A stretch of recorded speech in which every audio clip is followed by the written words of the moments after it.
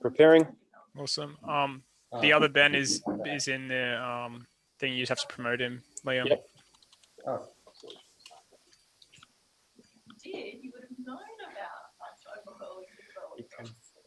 There is the other Ben. So live stream, YouTube live streams. Preparing. Awesome. The other Ben is in there. Oh, who's got their YouTube live stream playing? I'm trying to find it. Where is that? Hello, everyone. There is the other Ben. So live stream, YouTube live streams. Preparing. That might be better. Don't have the other tab going. All right. Well, if that's going, then I can screen share from the presentation stuff. Yep. I'll copy the link.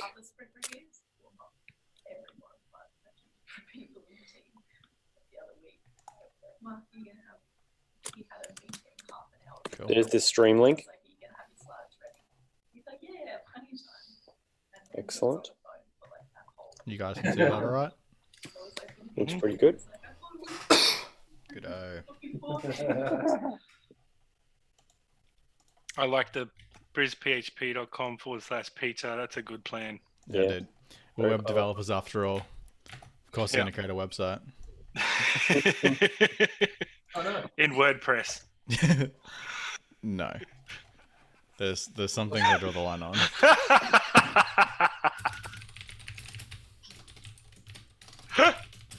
It's in Wix. It's in Wix. Friendly reminder, we are streaming live right now, so. Not recording. Oh, I have to behave myself. I might have to mute myself. That's probably a better option. We need a shot at Plunkett. Get behind the camera, Plunkett. The third Ben. The three Bens. The first Ben. Who's speaking first, by the way? Nathan. Nathan will go first. He does his what's new in BrisPHP or Brisbane. No, in PHP. That's the one. Yeah, what's new in Brisbane? What's new in Brisbane? Nathan's just going to do a rundown of all sort of the fun stuff that's going on. And then we have either really anyone. So yeah. Is Plunkett ready, Liam? Yep. He's just about to go. Well, he's got a bit of time anyway, so it's all good. If he's ready, Excellent. Then we'll just do Nathan, Plunkett, Freke, and Dechrai. Great. What I'll do is we'll be monitoring the chat for Q&A. We'll also check the live stream for Q&A. And what I thought we'll do is we'll grab the questions at the end and just sort of ask it back to the presenters at the end of their section. Yep. Excellent. Sounds good. Cool. I was going to post the link onto PHP Australia. I would just hope we get 10 people going to the pizza website.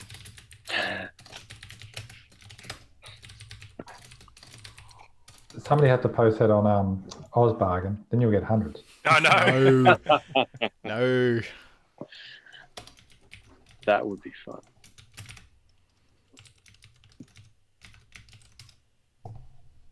It's the first PHP meetup I've been to. I'm allowed to vape inside. It's great. That's great. Silver linings. So, Ben Dechrai, it's nice to meet you. We haven't met because you're in Melbourne? I am. There you go. Yes. Am I pronouncing your name correctly as well? You are. Excellent. Yeah, perfect. Well, it's Good nice to guess. meet you, Good not guess. in real life. I have been pronouncing that name wrong in my head for weeks.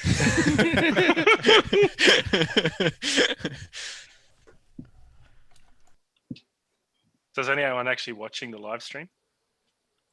Yeah, I think we had like 15 viewers before. Hell yeah. Oh no, that's 15 subscribers, 4 viewers. Yeah, I got 4 tabs open.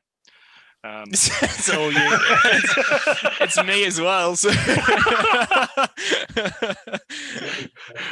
We're famous. You might get a few new Torians viewing it. We posted it internally. Oh yeah, People nice. will be watching. Is it worth chucking up on the Australian PHP Slack? Just as, hey, check Already this out done it. right now. Yeah, Already Tom's done. ahead of you.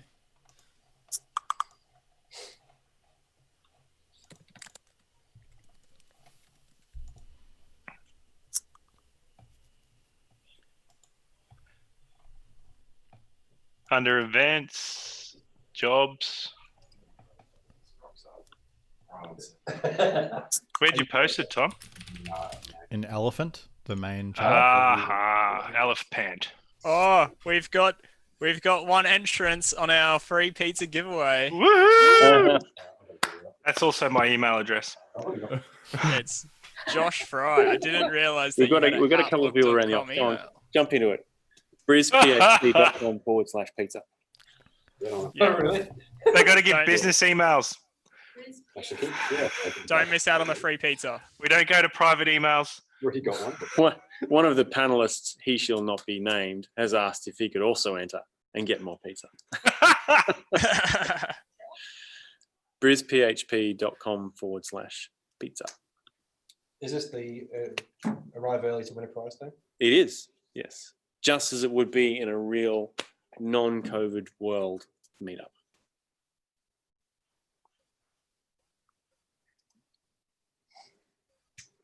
I can't How bring do you myself. choose? I feel like such a Ben Hood. Oh, I'm getting free pizza and I got a voucher. I can't do it. Am I allowed to admit? absolutely. No idea Yes. how to write PHP? Yes, Your you're signature- absolutely allowed to do that. Absolutely. I have many email addresses. I bet you do. I'm not going to do that. On a system.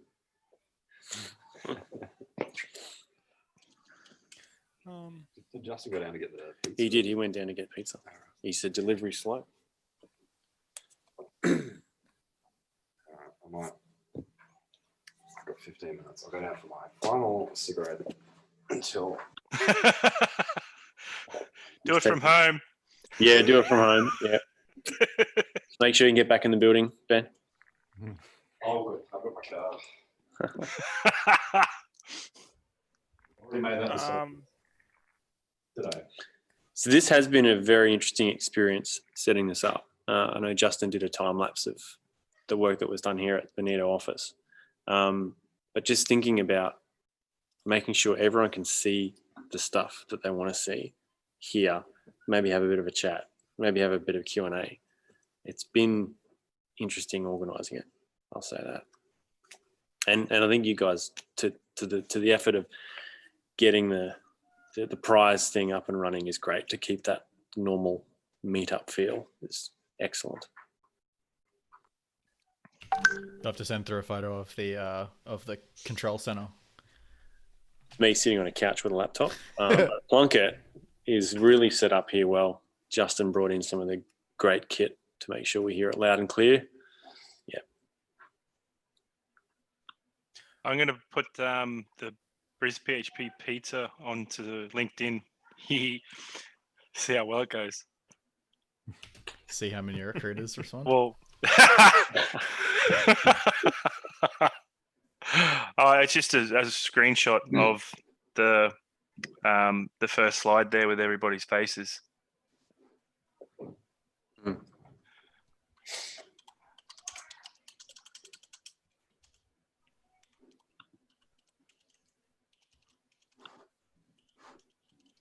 So we've got a few places that people can like message us. There's like the Zoom chat, there's the Q&A, there's YouTube chat, and then people can also raise their hand in here. I don't know what that actually does though. And they can just type a message. Yeah, try and get an attention. So the Q&A in the Zoom webinar is it is open. How do you post a question? Maybe I can't because I'm a panelist. Yeah, maybe you can't from panelist. I know I can see Tim Lawson sitting in there. Tim, can you have a crack at posting a question?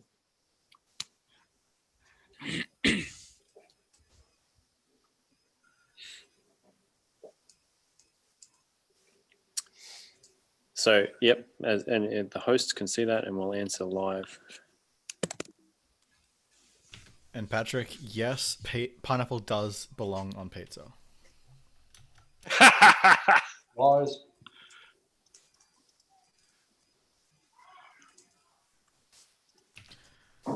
Josh Fry pointed out Nathan is wearing his regular BrisPHP shirt. Yes. Yeah, It- it'll it's- take It's more Spanish. than a pandemic. More than a pandemic to get me out of this shirt. Jason Brimblecombe has their hand up. I don't know how we can. Jason, he just posted a question on the Q&A and I answered it. Yep, so that's all working. Oh, there's answered spot. I see. Yep. This question has been answered live. So a live one, and I'll allow attendees to upvote. And the live one might be, say, one of the Bens gets a question, they answer it live. Away we go. And then you mark it as being answered live, do you? That's it. Yep. Or we can tap out and answer. Yep. Type it out. Oh, yeah. PHP groups that we could have advertised this to. Global PHP? Not sure. Don't know. Not that anywhere else in the world is able to watch anything normal time, Australian time anyway. Oh, you might get the odd Scottish person dial in. I couldn't find a part. Oh, really? You went around the block 3 times. Our pizza's arrived. Hands up who's got pizza in their hand right now for this meetup. Not me. A physical hands up and a virtual hands up. All right. How we doing? Pretty good. Technology is working. Are you going to post the YouTube link on? Yeah, let's do that. Let's do that. Oh, we've got 7 people wanting pizza. I just threw it on LinkedIn. We'll see how long that lasts. Yeah.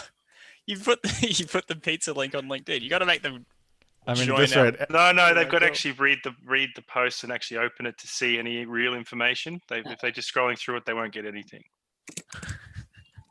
So we'll see what happens. How are we, gentlemen?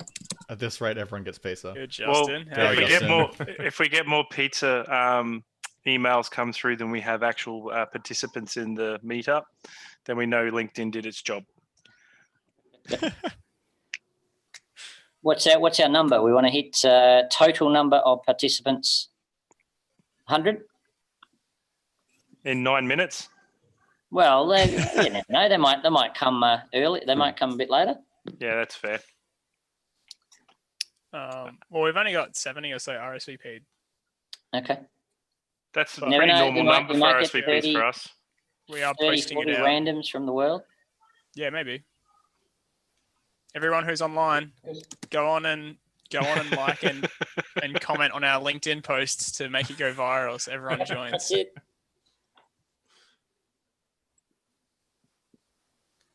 Get your monetizable hours up in one session. Yeah, don't forget to like, comment, and subscribe on YouTube. Part of me dies every time I say that.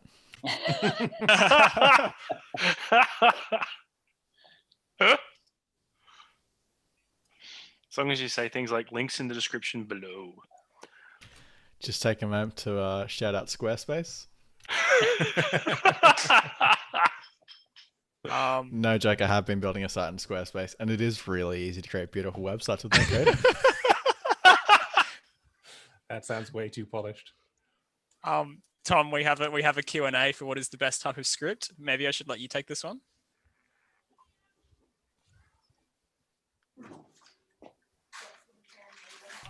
Yes, Patrick, the best script is the TypeScript. It's the best script you can get. By TypeScript, Answer do you mean why. any scripts that you've typed on a keyboard? Oh, specificity. The BrisPHP theme, pizza in hand. I think what you really mean to say is PHP 8, which we will be talking about.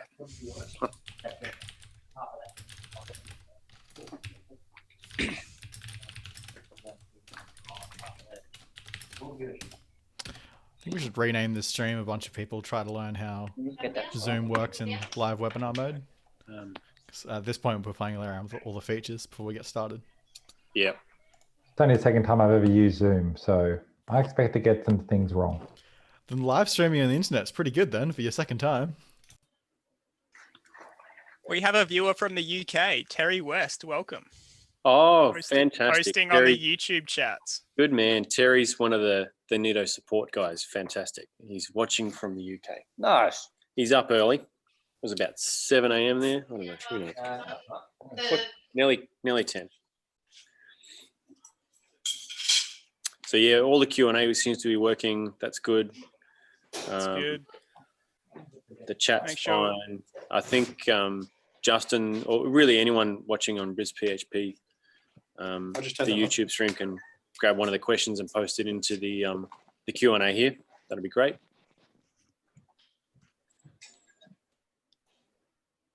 Everyone, make sure you submit for the free pizza, because we still don't have 10 people have entered their details. So there's still a free pizza that someone is guaranteed to get if we get no one else. Your odds are very favorable right now. Was it the first 10 that get it? Oh, so I got a free pizza. No, we'll draw. No, he's gonna do a draw. Lucky draw. There's going to be a draw, but if there's not more than 10 people, then there's not that much luck involved. Zoom link or the YouTube? Oh, well, what do we want YouTube? It should actually be the Zoom link because there'll be a delay. More live. Yeah. More live. Much more live. Much more live.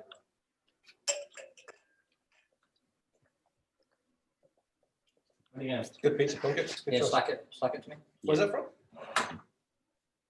Donny News. Who? Donny Me.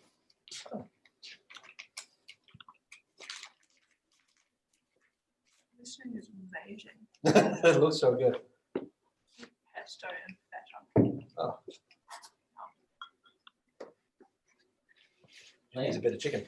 Hang on a sec. Just hoping for more meat.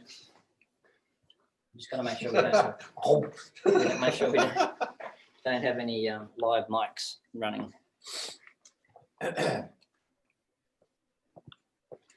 Just live bends. 3 live bends.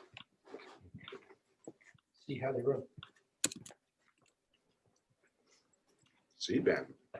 See Ben not run. All right, well, we're going to be kicking off in about 4 or 5 minutes. We'll start off with a bit of an intro from Tom, where he's going to draw and randomly select 10 people who have submitted their names for the free pizza. Well, it's not free pizza, it's a free Prezi voucher, which you should use to buy pizza since you're at a meetup, but you could buy whatever you want. And then we'll kick off into the talks. I'll go first with what's new in BrisPHP. Spoiler alert, it's PHP version 8. And then we'll kick off into the other talks. I'm not sure what order we're going to do the other talks in though. So who would like to go first out of all the 3 Bens? I'm easy either way. Yeah, I'll propose the order that I set it out in my slides, just to keep it simple, which is Plunkett, Freke, and then Dechrai. Keep it simple. Fantastic. Plunkett's ready to go. Nice. That'll work.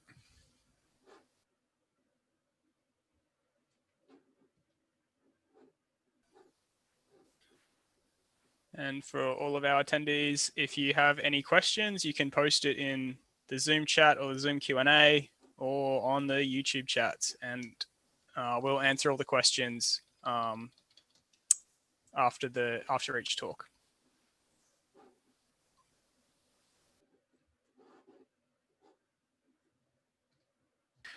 Can we play like elevator hold music or something over the stream? Because we can, but I think the challenge is that it's going to go into the YouTube live stream, so it needs to be Creative Commons music. Otherwise, we'll get a DCMA request or whatever to take it down. As long as it doesn't happen until after the meetup's done. We've got 2 minutes. We'll start on time. Yeah, almost there.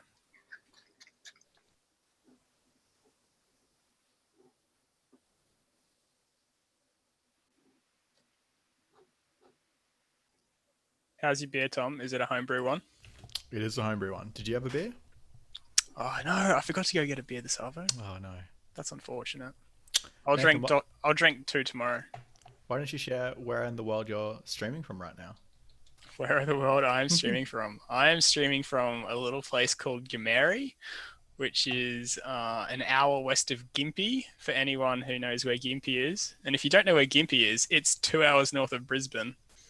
So if you go 3 hours northwest of Brisbane, you'll get to Gameri. It's where I grew up. It's a tiny little town of 600 people. I had to upgrade the internet when I came out here. But surprisingly has better internet than some of the places I've lived in Brisbane. So, like, yeah, it's we got I'm at my mum's place. She got NBN like ages ago, and then has been sitting on the lowest tier of NBN, and it's been stressing me out. You can't have NBN and be sitting on 12 megabits a second. It's not okay. Awesome. So it looks like we've clicked over the 12 responses. So we've got more responses to the pizza giveaway than we do actual pizza vouchers to give away, which is a good sign. Killing it. LinkedIn is working.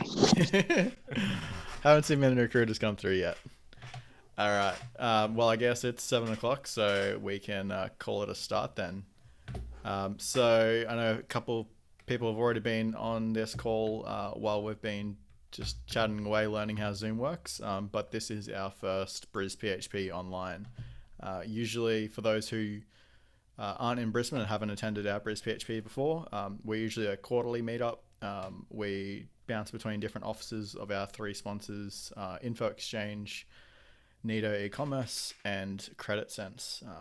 We get to use some pretty swish little offices. We get some pretty sweet beer and pretty sweet pizza. But obviously, being remote, that's a bit hard to organize. So what we've been able to do, thanks to our sponsors instead, is arrange for 10 vouchers worth $15 from a product called Prezi, or a company called Prezi. So these are sort of like digital gift cards that can be converted into gift cards at a whole bunch of different stores. So you can convert it into an Uber Eats, get yourself some pizza delivered, Dan Murphy's, get some beer or something like that. Use it today or tomorrow. So all you need to do, go to brisphp.com/pizza. There's a quick little Google form on that, and that'll put you in the draw. So at the end of my little spiel right now, we'll go and randomly generate some numbers and pick some people out, which should be good. So you're able to follow us as per usual on our socials, brisphp.com, a very active website. Only surpassed by our GitHub and Twitter accounts, also very active. We have a whopping 15 followers on Twitter. So if you'd like to go give us a bit of love, please do go and follow us on Twitter. Tonight we're streaming live on both Zoom and YouTube, and there's a couple people on both platforms here. You're able to put through questions on both platforms as well, so through Zoom, put little Q&As as well as a chat. There's a bunch of us as the sort of panelists that will be sort of monitoring that and then passing through questions to the speakers at the end as well. And same thing on YouTube as well. The same thing will be sort of monitoring that for questions as they come through as well. Tonight is the Ben special. We have 3 Bens and a Nathan talking. 4 Bens. You're muted, bro. We can't hear you. Anyway. Nathan's new name is Ben. Yeah, that's what I was thinking. Like, it just makes more sense. Yep. So Ben Dench always does a talk on what's new in PHP. So usually with our quarterly meetups, then Nathan's going to summarize in the last 3 months of r/PHP on Reddit, going through all sort of stuff that's been going on in internals, any sort of new stuff that's going to be released in the next version of PHP, as well as just changes in the different major frameworks, Symfony, Laravel, and those sort of things. Good staple talk there. Then one I'm super excited about to see how it works is putting PHP in AWS Lambda by Ben Plunkett from Nido. This should be a really interesting talk because it's something I've wanted to do for a long time, but have refrained from doing so for probably a fear of what could go wrong. And then Ben Freke's giving us a talk on refactoring to modern standards in a legacy code base. I think pretty much all of us will have had to deal with some pretty interesting, is probably a nice way to say, interesting legacy code. So it's always good to see some strategies on sort of carving a way out of that. And then Ben Dechrai giving us a talk on PHP security and authentication, which should also be quite good. So again, just to remind everyone, brisphp.com/pizza to enter. We have, as of right now, 17 responses. So your odds are favorable. And one of those is mine, though I won't give it to myself. So with that in mind, let's get some winners going. Last few seconds to get your name in. All right. So first winner is Patrick. Good old Patrick from PHP Australia. You have won a voucher. Dane, how are you actually going to be sending them out? We've got all their email addresses, so you're just going to flick them the Prezi thing after this? As soon as I've got the list, I'll send them all out in a bulk delivery. So it should be done once the list is confirmed. Sweet as. We've got Matt Dillon from Nido. We've got Armin Koshwin. We've got Blah, which is going from the email address, Ben Hood from Nido as well. We've got Timothy Lawson. We have Jana. We have Chris Julius. Patrick again. No, you don't get two, mate. We've got Damo. We've got Karen Hargrave. And finally, the last one is Eric. Thanks everyone for playing. Dane will be sending you through the Prezi vouchers, and you can use that to get some beer or pizza delivered to you. Just make sure emails are accurate and it'll be happening. If it's not, too bad. Awesome. There's a few people a bit devastated in the chat there, but that is it's a game of chance. So with that in mind, I think we're at this stage now. I can just hand over to Nathan to start on his. Alrighty, I'll just share my screen once I start. I always forget how to present on. Here we go. All good. So that's the wrong screen. There we go. I don't know if you guys can see the Zoom thing. I don't know how to make it go away though. No, we can't see it. It's all good. Ah, that's good.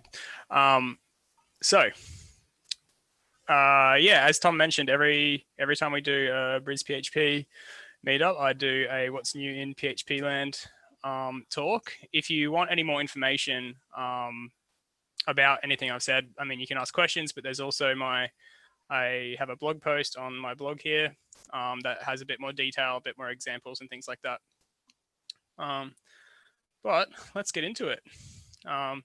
Very first thing is this PHP version stat. So this is released by someone who works at Packagist. They troll through the logs twice a year, every 6 months. You can see the last time they did it was in November last year, and this happened back in May, which was like, seriously, it was like a week after our last BrisPHP meetup. So we missed out on the latest stats then, but we can see the differences. The main differences here is PHP 7.4, which is this dark green one, has grown quite dramatically over the last few months, and everything else has stayed largely the same.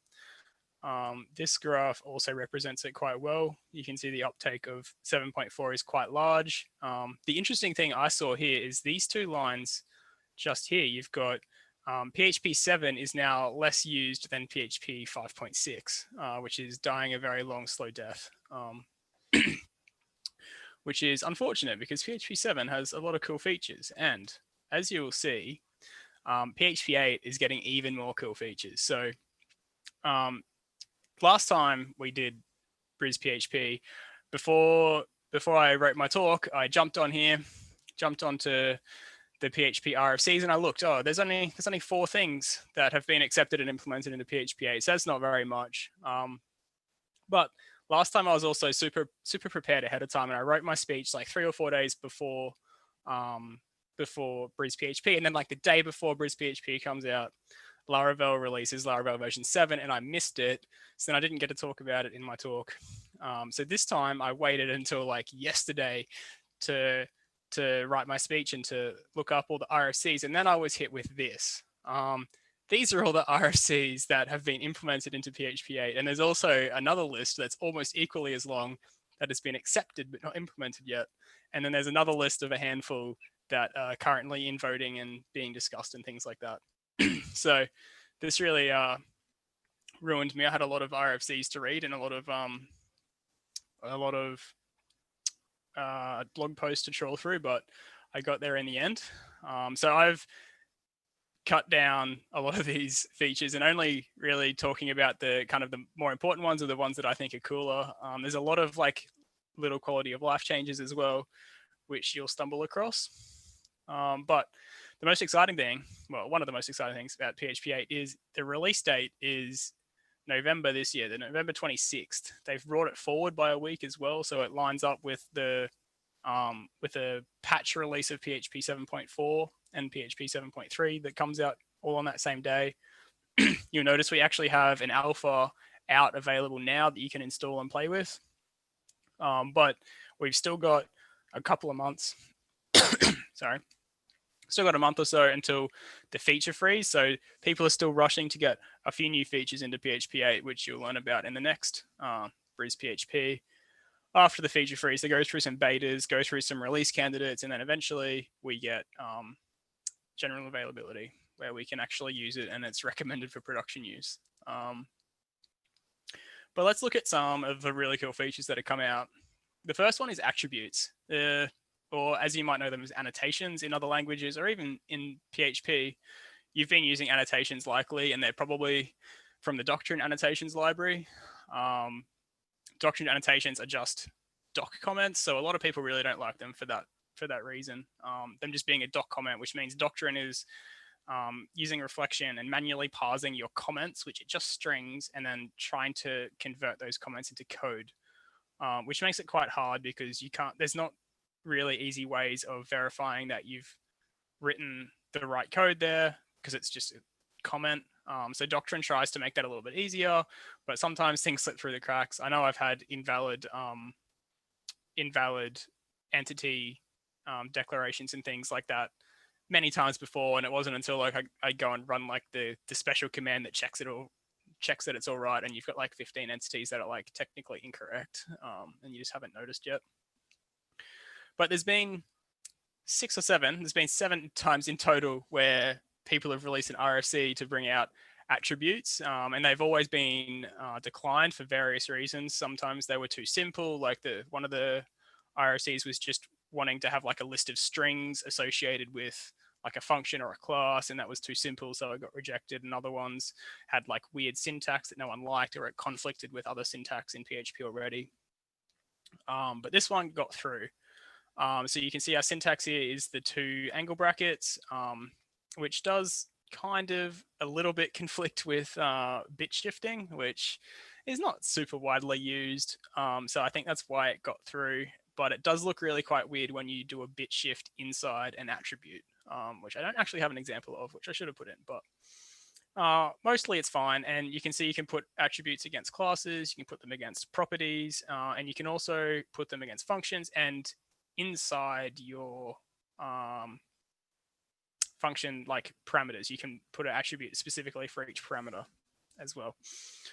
So attributes are just metadata that's associated with different elements of your code. Here's an example of like you would replace your doctrine entity with attributes. So you can see you've got your entity attribute. Here you can have as many attributes as you want along in one line, or you can break them up on separate lines. You can also have dot comments in between them if you want as well. Doesn't super matter. And then this is how you go about creating an attribute. So you give it the attribute. A little bit of inception there, but you have this column attribute and it has a type on it, and that's kind of all it is. It's just a little bit of metadata about your property or about your class, and then you can use reflection to pull that metadata out and do something with it, which I have an example of in a minute. But something else that was really interesting about the attribute RFC was that almost immediately after it was accepted, there was another RFC proposing amendments to it because it was still quite contested. So one RFC came in and added a couple of amendments such that you can group attributes now. So you can specify 2 of them inside this one like set of angle bracket syntaxes instead of having them separate like this. And then it also allows you to limit your attribute that you create. So this column attribute, we can limit it and say it's only allowed to be on a property. Because before that, there was really no way of ensuring that your attribute was only used on the right constructs that you meant it for. So that RFC also got approved and accepted, and it's been implemented as well. And there is currently another RFC out for attributes as well. It is in the voting phase right now. Voting closes tomorrow. And it is to change the syntax to this like double @ sign. So they tried a few syntaxes.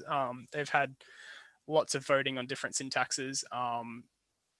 Syntaxi? I don't know. So you've got the angle brackets one. They tried one that was like an @ sign and a full colon, and they tried the same one that Rust has, which is a hash and then square brackets. The hash and square brackets one was interesting because it could theoretically be backwards compatible with like previous versions of PHP, because a hash is just a comment. So you could have annotations in your code and your code would still run on both PHP 8 and all versions previously. Whereas if you add in these sorts of annotations, that's going to be a syntax error and your code will not run on older versions. However, there's a very good point that if you've got a comment that has a hash and then a square bracket in it for like whatever reason, then that will now be treated as an attribute. And so it's still a backwards compatibility break anyway. So the RFC that's out now is currently voting between this @ symbol syntax and the Rust type syntax, and the @ syntax is currently winning and voting closes tomorrow. So I'm willing to bet that it's going to be the @ syntax. But yeah, this is how you go about accessing attributes. It's kind of similar if you've written your own custom doctrine annotations. You do a very similar thing. You create your class that references your doctrine annotations, and then you can get back that annotation, any properties passed to it, and you can access the class or the property that it was declared on. And it's similar with reflection here. Once you've got your class, you can get a property. Then you can get attributes on the property, and that attributes is just an array of attributes. You can get the name of the attributes, the arguments that are passed to it. And then this is actually the best part of it. You can just create a new instance of your attribute. So now you have it as an object that you can pass around and you can do things with, as opposed to the way doctrine annotations currently does it, where it has to manually parse out strings and like validate that things are concrete classes that it can instantiate and all sorts of stuff like that. Whereas with PHP attributes, all of these attributes here, they have to resolve to a class. So that allows you to have a lot of like IDE help to make sure that you get the right properties in here and the right attributes, and it helps static analysis and things like that. Probably the most anticipated feature of PHP 8 would be the JIT. As most of you might know, the JIT was originally targeted for PHP 7. That was what PHP 7 was going to be, but instead, while they were implementing the JIT, they came across a bunch of other like code cleanup and performance tweaks that they could do and that they needed to do in order to implement the JIT. And then they got to the point where they realized that all of the other kind of side tangents they went on to implement the JIT actually gave most of the performance benefits. So they just released those side tangents as PHP 7 and then bumped the JIT back to PHP 8. Now, the reason what does JIT stand for, Nathan? Oh yeah, sorry. JIT means just in time. It's just in time compilation. So if you're familiar with Java, and I'm sure other languages do it as well, but the JVM, for instance, when you compile your Java code, you get Java bytecode, and your JVM then does just in time compilation as it's running to convert that to machine code. So the PHP JIT works very similarly. You can see this is the current execution model of PHP. When you execute your script, it comes down here, it lexes and parses it. So that's like breaking up your code into tokens and then creating an abstract syntax tree. And that's how the computer can then understand your code. It then compiles it into opcodes. So opcodes are kind of like Java bytecodes. They're just like an intermediary stage where the code is compiled, we know what type all of the different properties and stuff are, but then we pass those opcodes into the Zend VM. I didn't actually realize we had a VM that executes PHP. I knew there was an interpreter in there, but it's actually called the Zend VM, and it takes your opcodes and it executes them and produces your output. And by executing them, it passes them to the CPU as machine code, and it like compiles it into machine code every single time. It takes these opcodes, converts it to machine code, puts it on the CPU. So with the op cache, once we get our opcodes, we store them in the op cache, and the next time we don't have to do this like really long like parsing and compilation step. We can just skip straight to the op cache and execute them.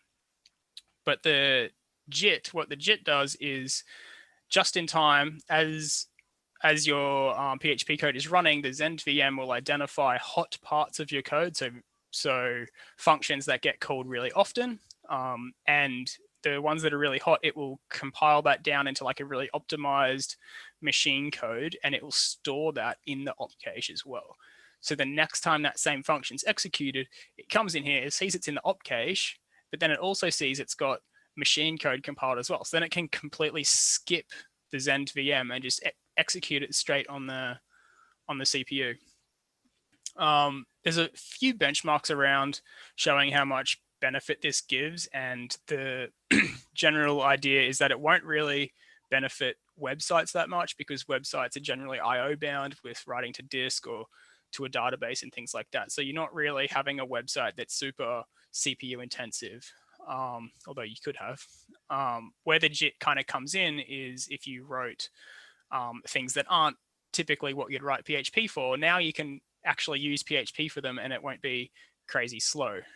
Like you could do, technically you could do machine learning and things like that, and data processing, image processing, and the JIT would then compile it down even faster and make it execute a lot faster, which opens the door to use PHP in a lot of different areas.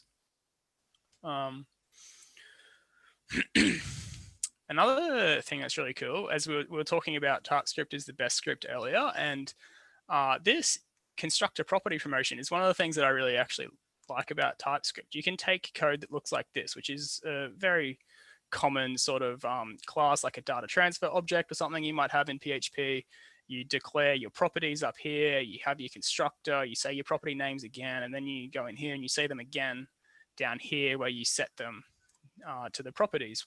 But what you can do, and what TypeScript does, and a lot of other languages do it as well, but you can promote those properties, and then this line here both declares and assigns that property in the same line. So you don't have to specify this name equals name in here. You don't have to specify don't have to declare your property up here.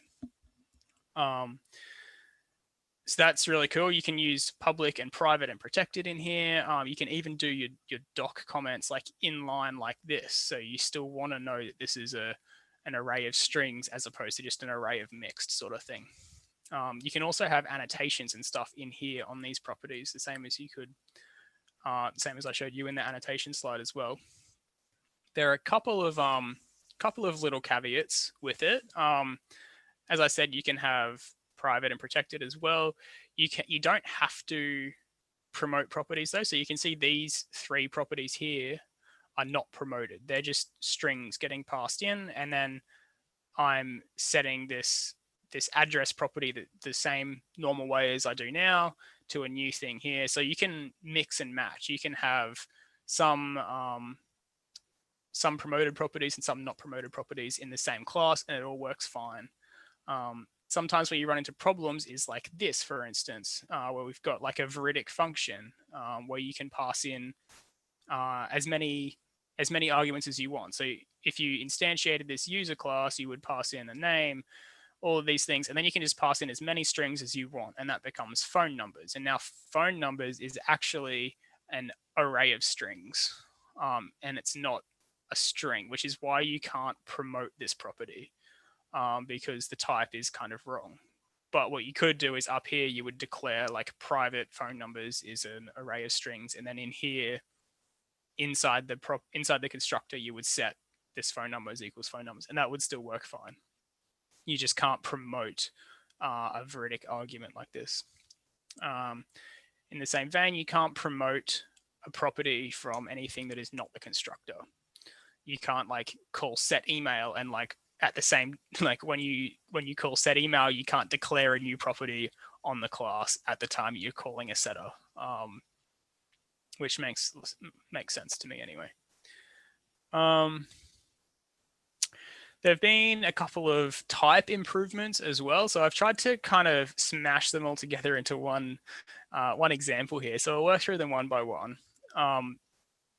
The first type improvement we've got here is we can now have a static return type, which lets us hook into late static binding, which has been a feature since, I believe, 5.3 or 5.4. So this means if we've got like our parent class dog, that should be abstract class because I have an abstract method, but just ignore that, pretend it's right. So we've got our abstract class dog and we've got a husky extends it. So you can see we don't need to redeclare the breed function here, but down here when we create a new husky, we'll call her Zara, and then when Zara breeds, she has a puppy. But this puppy is now, it's typed as husky, and your IDE and your static analyzers and stuff know that this is a husky, and that's because of this static keyword, because late static binding essentially knows that I'm calling the breed function on the husky. So that means if I return static, that means I'm getting a husky back. Whereas up until now in PHP 7, you would need to specify self here. So when you call the breed method, it doesn't matter that you're calling the breed method on a husky. When you return self, it looks at the class that it's defined in, which is dog, not the class that you're calling it from. So that's what late static binding does. And with this new return type that we're allowed to use, it allows us to take advantage of that in the return type. We also have a new mixed return type. I know when I'm trying to specify return types on all my methods, and sometimes you have things that return mixed. At the moment, you just have to not specify the return type at all. And then you have to put in like a doc block which says @return mixed or something like that to specify that I actually meant to leave off this return type. But now we can type mixed in there. Another thing you can do is union types, which is really exciting because that's another reason why I wouldn't specify a return type, and then you'd have to specify your return type in a doc comment or a doc block. So you can do a union type like this. You can have as many things as you want in there. You can even have null in there as well. The normal PHP 7 nullable return types where you would have like question mark and then growl, for instance. That's the same as just having growl pipe symbol null. And you'll notice I've snuck in a cheeky Liskov substitution here as well, which came about in PHP 7.4. That says that this parent function types it as mixed. So our child function is allowed to change the return type as long as it's making it more specific. So because mixed includes all of these types, I'm allowed to change the return type here, because if things are expecting to interact with a dog and they happen to interact with a Husky, they're expecting to get mixed back, and these things they come under the branch of mixed, so it's fine. Yeah, that's all the different type. That's all the different type improvements that they've added to PHP 8. Another thing that we've got is a couple of cool new string functions, like string contains, for instance. If you've ever Googled for how to check if a string contains something in PHP, what you'll find is probably about 3 or 4 different ways to do it, and they're all got different pros and cons. So it's exciting that we've got these string functions, and it's a bit strange that we've had to wait 25 years to get them. On another note, PHP turned 25 a few months ago, so that's exciting. And I think to celebrate, we decided to create some string contains functions. So the old way of doing it, this is one of the old ways of doing it. There's a few, but you would check if the string contains B, you're getting the position of the B in the string. And then you've got a small problem is if B happens to be at index 0, then strpos returns 0 instead of true. Sorry, it returns 0 instead of false. But then if you use a non-strict comparison here, that 0 is equivalent to false. So then that's the cause of a lot of bugs that have come out, is just because you forgot to equal sign off here. Your string actually does contain B, but it happens to be at index 0, which is a problem.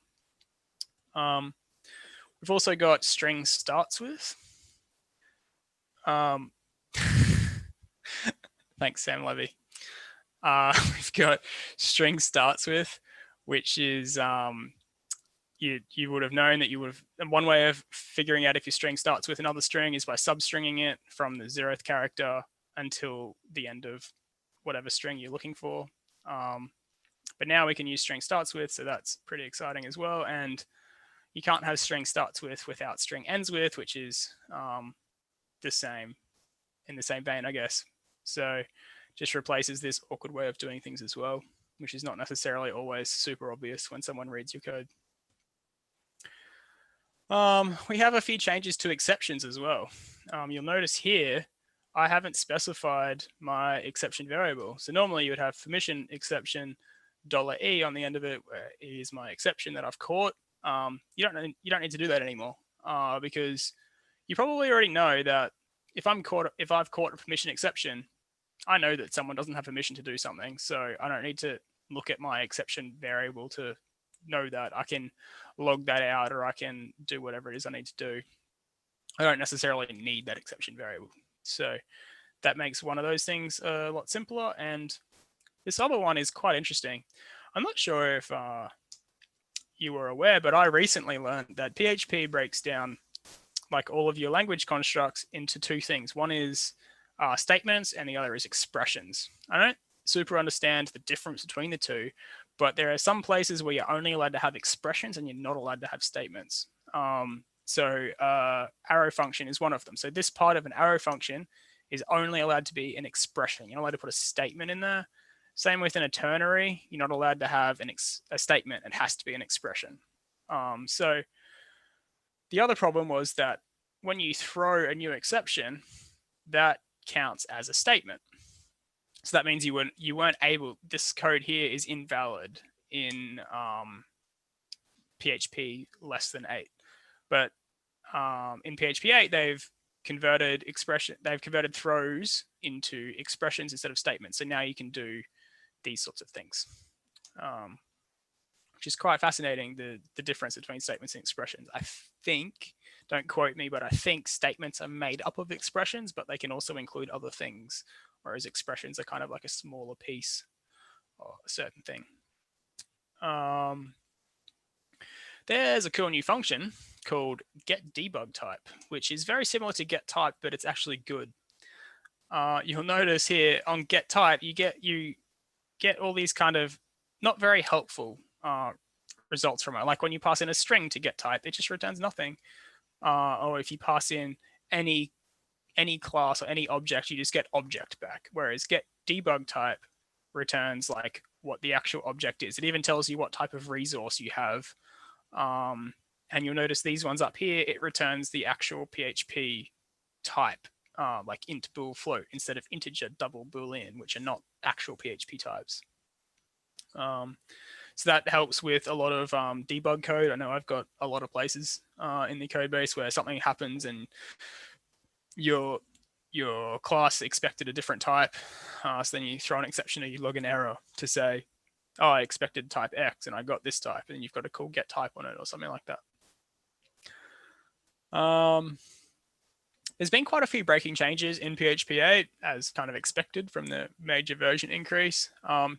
Most of them are kind of small things like adding annotations, adding the static return type, which are adding new syntax. So they won't break your existing code, but any new code you write for PHP 8, if you use those features, won't be able to work on previous versions.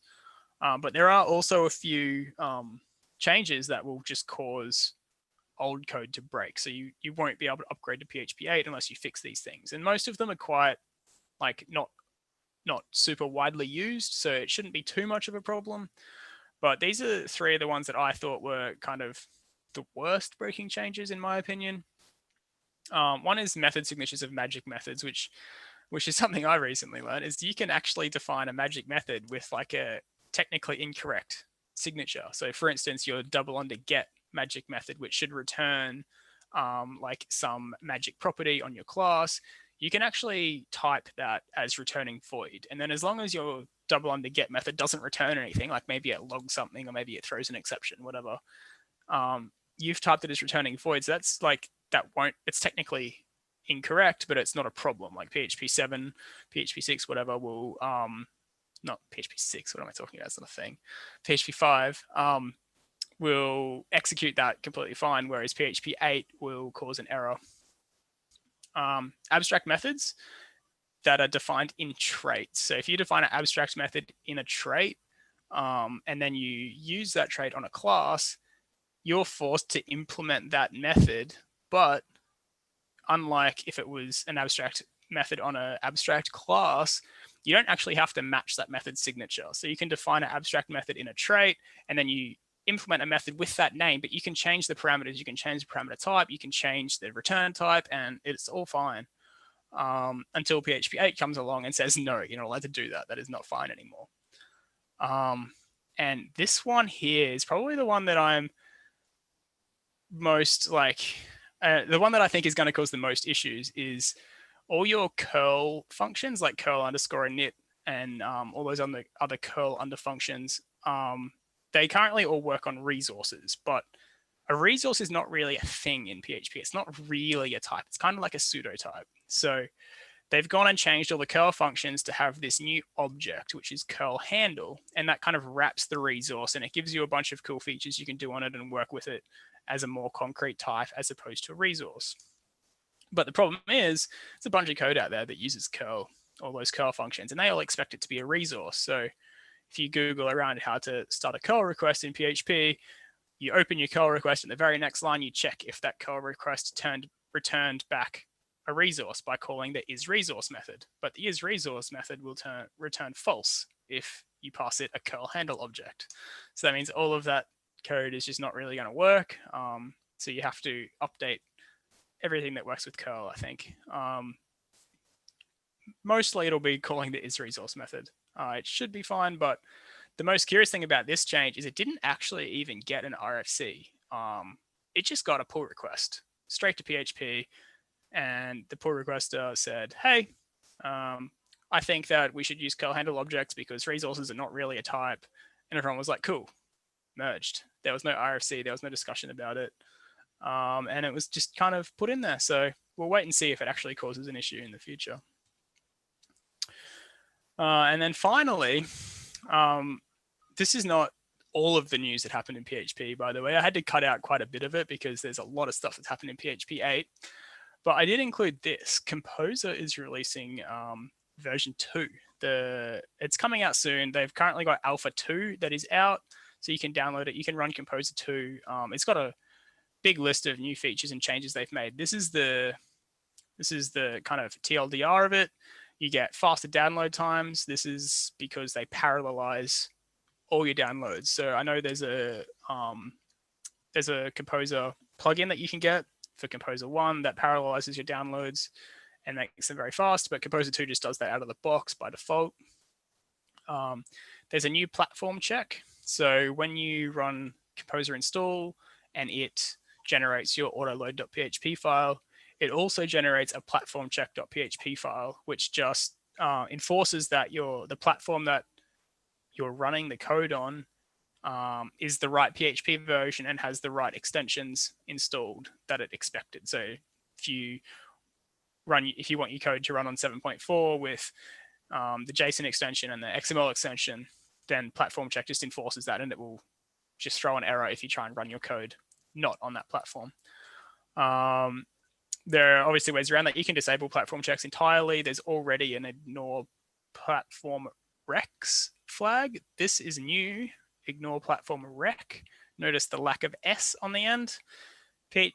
Composer 1 has ignore platform recs with an S on the end, and that just ignores all your platform requirements, where this ignore platform rec allows you to pass in a list of the requirements that you want to ignore. So if you're doing a Composer install on CI and it happens to be running 7.3 when your normal code runs on 7.4, you can just say, ignore that on my CI, I don't really care.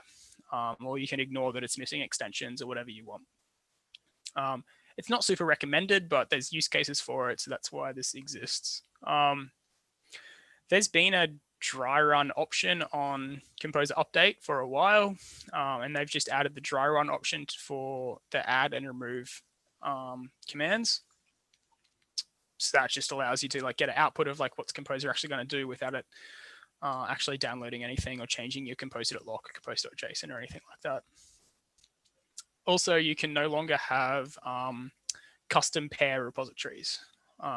So you can still install pair packages that have been listed on the php.net repository, but if you've got a custom repository that's serving you pair packages, you can't access that anymore. And the way you would access that normally with Composer 1 is you have to specify your custom repository in your composer.json, and you have to say it's of type pair, and then Composer knows how to deal with that. But now you can no longer do that. So pair hasn't been used for a while now. Hasn't been widely used for a while now. Composer's been recommended over it, I should say. Yeah, so that's everything for PHP in the last little while. Well, thank you, Ben Dench. That was very informative. If we want to find out more, if we want to read the notes for that, where can we go? Dench.github.io. I should have changed it to bdench.github.io in hindsight, but I didn't. Register the domain. Yeah. Did we have any questions come through? Mostly just heckling you, mostly sort of complaining about your pronunciation of the word variadic. Oh, is it variadic? I've never actually said that word out loud. It's like very. So that's the way I've always said it. So I assume that's the correct way to say things. So okay, I'll go through and read the trash talk while Ben is having his chat. Awesome. So next up we have Ben Plunkett talking about PHP and Lambda.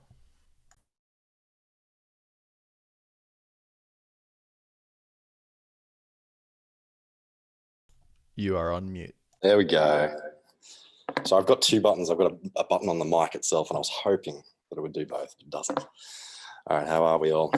Don't answer. I know I can't hear you. So today, let me just share my screen. Today we're going to be talking about running PHP and Lambda. So I've literally gone off script this time. I have no notes. I'm doing a live coding demo at the end, so pray for me. Okay, so let's get started. So my name's Ben Plunkett. Obviously, I'm a Ben. I'm the Chief Lambda Officer at Nido. I'm the tech lead at Nido. Today, we're going to be talking about our experience getting up and running with PHP and Lambda, and yeah, just how we've been running it in production. I want to say at scale, but not quite. So this is what we're going to be talking about. What is a Lambda? I'm sure there's a few of you that haven't heard of AWS Lambda, so I'll just go at really quickly, high level. Kind of use cases you use it for, the cost, performance, how how we got started with it, and then the live demo. Oh God, save me, God. So Lambda is a serverless compute platform, also known as function as a service. Basically, it means that you don't need to manage your servers. Yes, they're still servers, even though it says serverless in the name. So that's completely abstracted away. You don't need to worry about it. You just upload some code and it runs that code. The closest thing you get to managing a server is setting a memory limit on your Lambda function. A bit redundant. So it starts at 128 megabytes and goes all the way up to like 3 gig or something like that. And the amount of CPU you get or CPU cores you get sort of scales as your memory usage goes up as well. Automatically scales. Basically, again, no servers, you don't need to manage it. It just happens up to an upper limit of 1,000 concurrent requests. And on the other side of the token, it also scales to 0. So if your function isn't being used, nothing's running. There's no servers running your function if no one's hitting it. And leads into the next topic, only pay for your compute time. So if no one's using your Lambda, hey, why pay for it, right? The pricing is very minimal for Lambda. It's very, very cheap to run. So yeah, for running at scale is a huge benefit cost-wise. It has built-in logging and monitoring. So for a custom runtime like PHP, you essentially just write to standard error and that automatically goes to CloudWatch logs. So, you know, that's literally all you have to do. You can set up monolog to log standard error, or you can just like literally do prints in your code and they will end up getting shipped to CloudWatch logs, which is pretty cool. Although a word of warning, if you do have a very heavily trafficked Lambda, CloudWatch logs can get really slow. You know, even just looking back the last, say, 6 hours of logs, it can take quite a while to come back with any results. So yeah, we will be looking into solutions for that, maybe shipping it to S3, you know, using Athena. I'll have a follow-up talk once we have a bit more experience in that arena.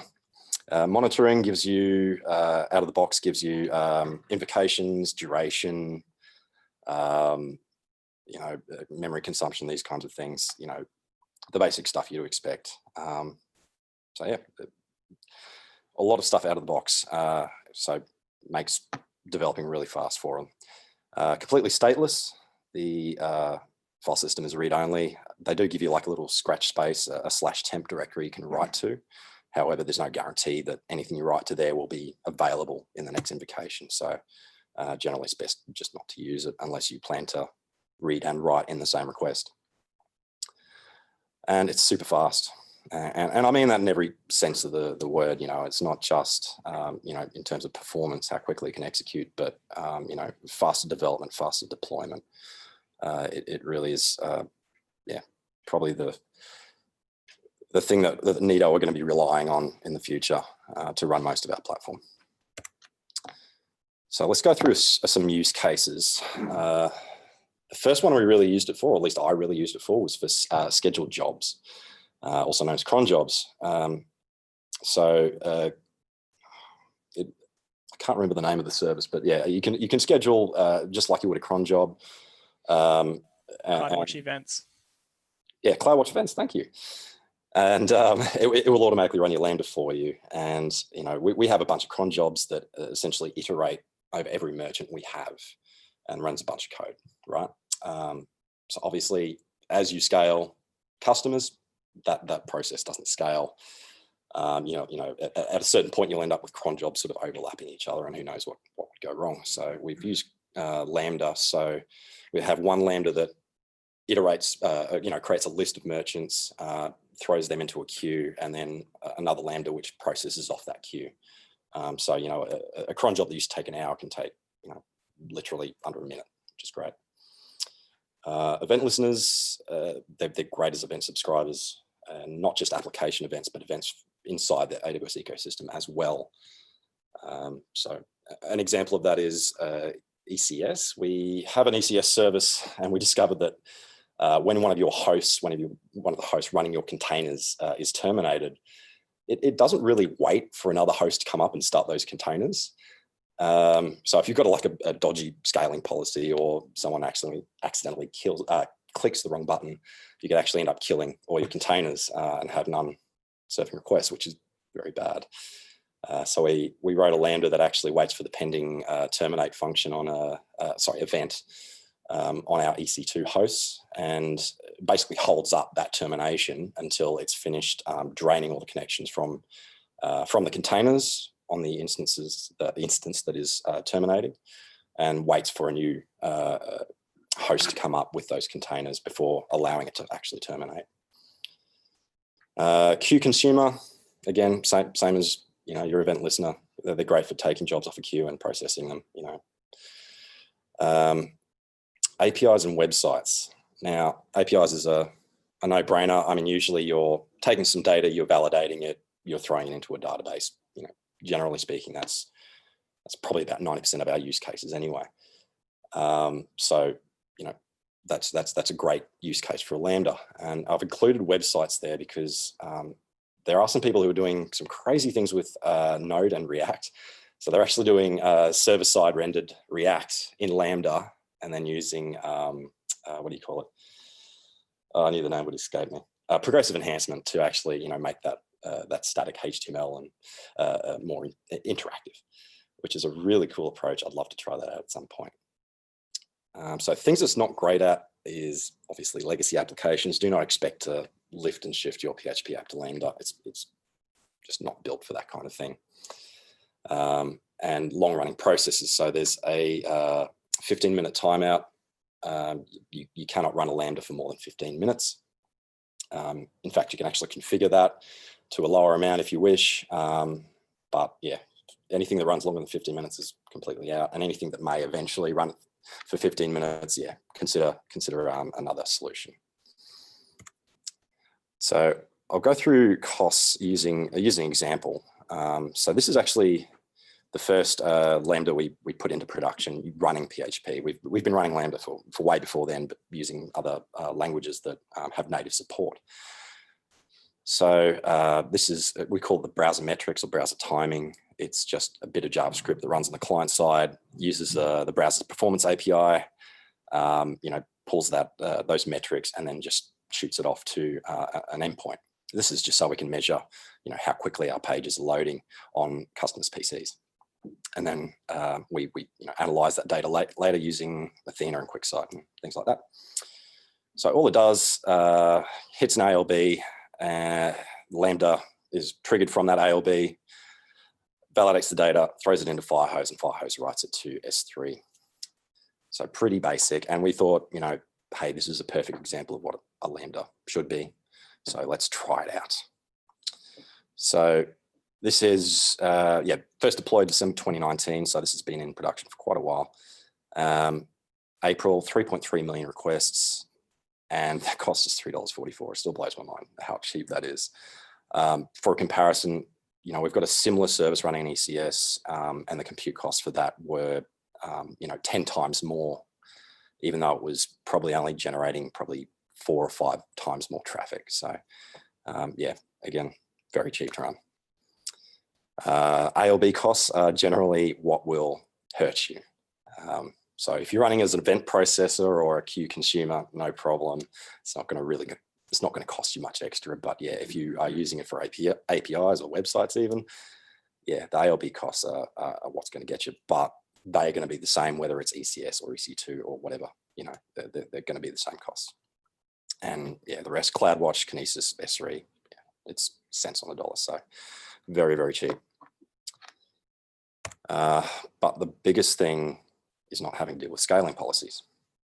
So usually when we launch a service like this in production, there would be weeks of just sort of keeping an eye on that stack, making sure it's scaling properly, making sure that we are utilizing the resources best as possible, tweaking the configs for Nginx and PHP FPM and all that kind of stuff. With Lambda, you just do not need to worry about any of that stuff. It just happens, and you can basically deploy it and forget about it. If you've got alerting on, your error rates and latency, so the Lambda duration, you can just completely forget about it, which is awesome. And, you know, some of our stacks, we still monitor to this day. We're still tweaking scaling policies. So this cannot be, you know, overstated how much of a saving this gives us in terms of, you know, engineer time. One more example for costings. It's a bit of a boast, really. My team, we did a hackathon day. We developed an app in, I want to say one business day, but it was a bit longer. Some of us stayed up a bit later, but it still got done in the end. So this displays orders in real time on like a 3D globe that you can spin and zoom in on and all that kind of thing. So yeah, again, really basic use of Lambda. Our e-commerce app, when an order is created via, you know, a checkout or eBay or Amazon, wherever the order comes from, we are emitting an order created event that gets pushed to SNS. So for us, all we had to do was add a Lambda that attached to that, you know, was listening for that event. You know, trimmed out all the crap we didn't need, did a lookup for the latitude and longitude of the postcodes, so the source and the destination, throw that payload into DynamoDB with the time to live. So like basically, you know, that record self-destructs. Actually, we did learn something that the time to live in Lambda, in DynamoDB isn't exact. It will be deleted at some point after the time to live. So don't rely on that. We had a 10-second and, you know, we had records in there that were minutes old. So word of warning. And on the other end, we had the visualization app, which was just served from S3. It was just static JavaScript and HTML, which then hit a load balancer, which hit our Lambda and fetched the last 10 seconds of orders from DynamoDB. So again, 1.8 million invocations, 61 cents. You know, just incredible. And again, the ALB costs are the biggest cost, 10 times the amount of compute, which is pretty crazy. And I'll give you, I can't really show you a live demo of this thing running because there is some information down the bottom left corner that I've blurred out. To see it live is pretty cool. But just imagine things are moving and all those lines are doing something. But that's, you know, at that point in time, that was every order in the system for the last 10 seconds. So each line is a source and the destination of those orders. So pretty cool that we can knock, you know, all that out with one day. And if we're using, you know, if we were developing this in our existing monolith, there's no way in hell we could complete this in one day. No way in hell. So a quick note about performance. There is a cold start penalty. Because it scales down to 0, it will have to sort of, you know, boot back up again. So generally speaking, that's around 100 milliseconds. However, once your Lambda gets big, then that can start to balloon out to a full second for cold start, which isn't great. So another reason to keep your Lambdas very small. Simple functions are executed very, very quickly.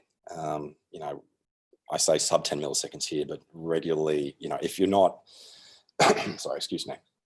If you're not, you know, calling out to another AWS service, generally it will be, you know, 1 to 2 milliseconds in execution time, which is crazy fast.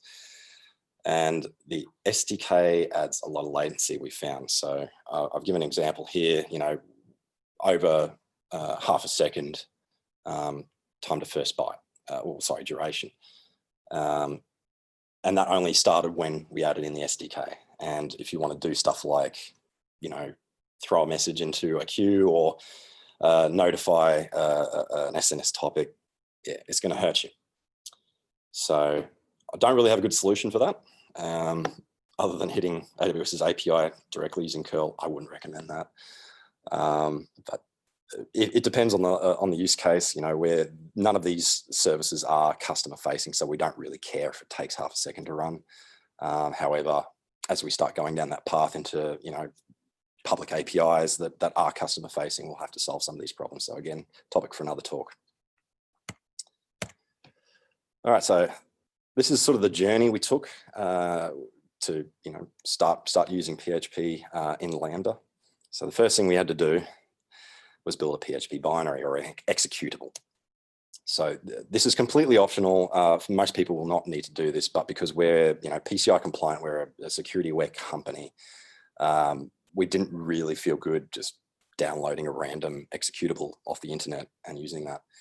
So we pull the official PHP source and compile it, and then store it in S3. And we also create a Lambda layer with that binary. I won't go into detail about how to about what layers do. AWS have a great documentation for that kind of thing. So yeah, if you're interested in learning more about layers, please do. Worth noting, we originally compiled the executable in an AMI for Amazon Linux.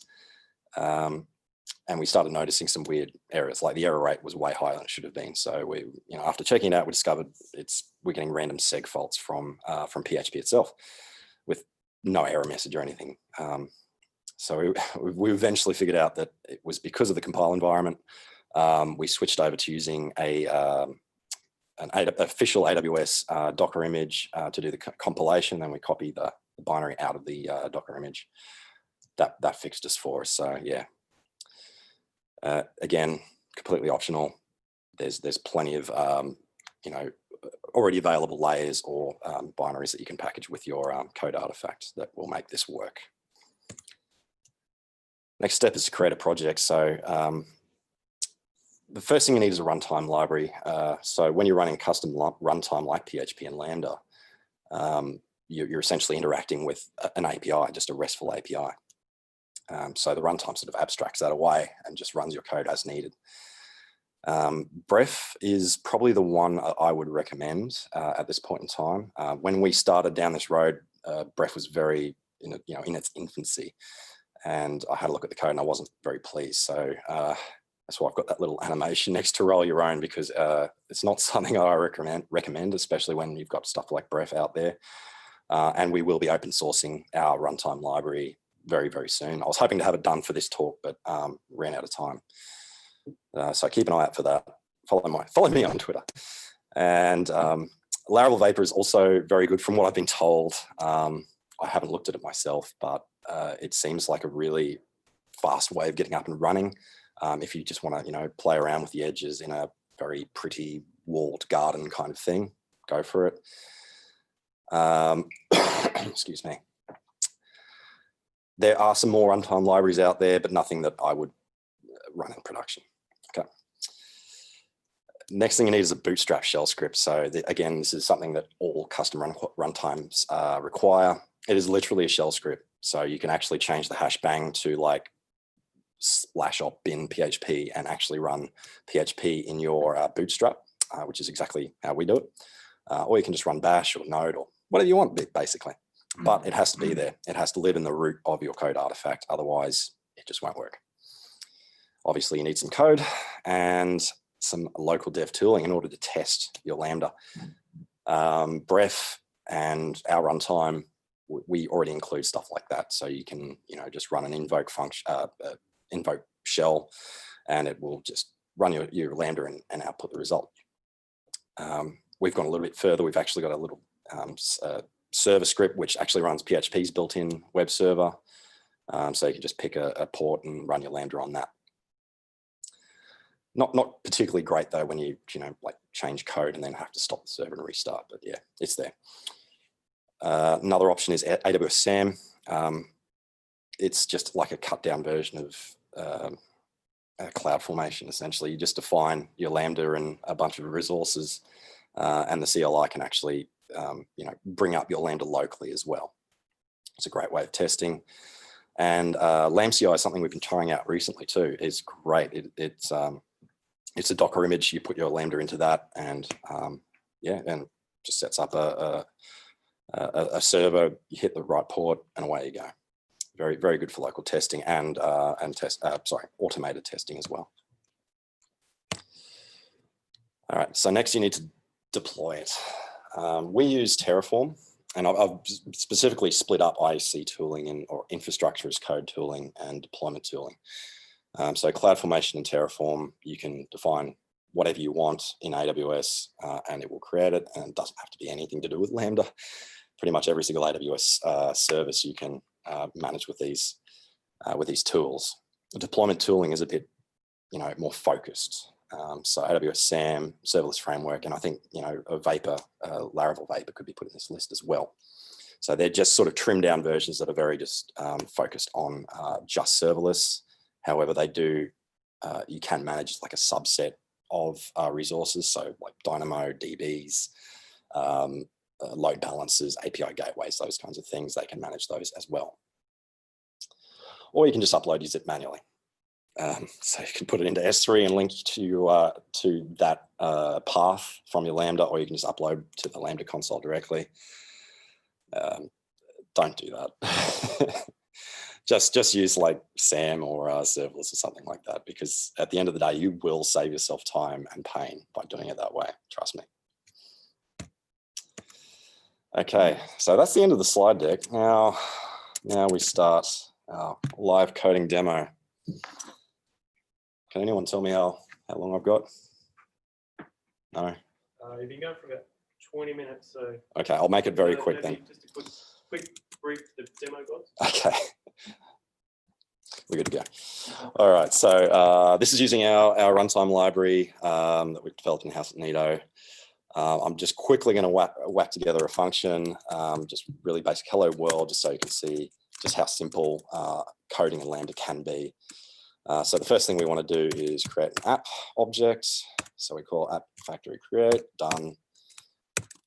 Now, the runtime library that we've created is PSR 15 compliant. So you can see there we've got an add middleware method. So that's PSR 15 compliant middleware. There's a few examples that I'll give if I get time. For this example, I'm just going to use a callable function, so a true Lambda. So, you know, callable, let's just, also PSR 7 compliant. So we can just do this, return new response. I'm using Guzzle's implementation, but it's all interface, so you can use whatever the hell you want. So we want to return a new response, 200, no headers. Oh, actually, yes, we want one header. We want type.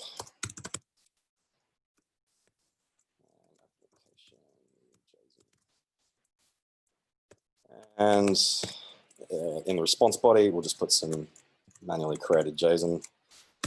So we want, oh no, let's go message.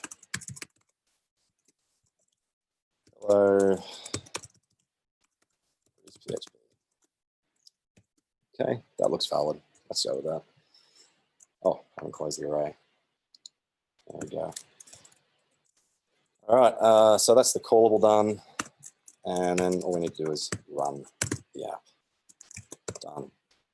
So I could commit this now and let it deploy, but I actually want to test this. So when you use our runtime library, you get a couple of little scripts to help you out. So the first one's invoke. I'm sorry, I can't really scale the text on this terminal, so I'm hoping you can read that, but it says status code 200, we've got our content type header, and we've got our JSON response body. So basically that means, yep, I can commit this code now and it should just work. So I'll push that up, commit and push to master, YOLO, and away it goes. Now, while that's happening, I'll just show you what I've got in the project here. So, you know, you can see I'm not cheating. I have cheated a little bit actually. So I've got, you can ignore the build kite stuff, that's for our build pipeline. I've got some Terraform here. Actually, I'll just quickly go through it, hang. Zoom, enhance. So the load balancer TF here just creates the load balancer, obviously, a listener, a target group, permissions to invoke the Lambda, and attaches the Lambda to the target group on the load balancer, and a security group. So we want to make it open to everyone. So this is open to the internet right now. Data is just data lookups, you can ignore that. Lambda, we've got a TF module. Don't worry if you don't know what that is. So we can, you know, just quickly define a few attributes of our Lambda, and the module does the rest for us. And that's literally it. We define some variables, and that's a Terraform file. that doesn't really do anything. So that's it for Terraform. And in the root of our project, we've got a composer.json. So pulling in our runtime and AWS SDK. I'm not sure, that doesn't even need to be there. A config file, I'll show you that in a little bit, and our bootstrap. So like I mentioned earlier, you can just change the hash bang to point to your PHP binary, and the bootstrap is just the auto loader and loads our app.php, which is what I was just showing you. There we go. That's it. That's all that's in the repo at the moment. So hopefully by now we might have a passing build. Oof, nice. Okay, so it's just doing the Terraform plan now. I'll just click through to that one. Bugger, I meant to copy and paste the load balancer URL so I could actually show you it in a browser, but oh, actually, it's in the terminal still. Yes. There we go. So I've just set up the load balancer with, and I'm using the standard host domain that that Amazon give you. So if I run curl on that, here we go. There's our Lambda. Oh, actually, that's the old one. So that still hasn't deployed. Have a look at that build pipeline. There we go. So I'm still applying it. So that's the old Lambda I did for a previous demo. So you can see in the JSON, or maybe you can't because it's too small. It says message, hello Nita. So once this is green, there we go. It's green now. I can run that. And now it says hello BrisPHP. So we've gone from writing to deploying in a matter of 5 minutes. So that's the power of Lambda. I don't think I've got time for another demo. Nathan or has anyone been keeping track of my time? Not really, to be honest. Been listening to the talk itself. Fair enough. All right, I think we'll have to leave it there because it's 10:08. I wanted to show you some more code, but unfortunately, yeah, it's must be too slow at speaking or something. All right. I did have a conclusion, but we'll just skip all of it. Let's just go straight to Q&A if there's any questions.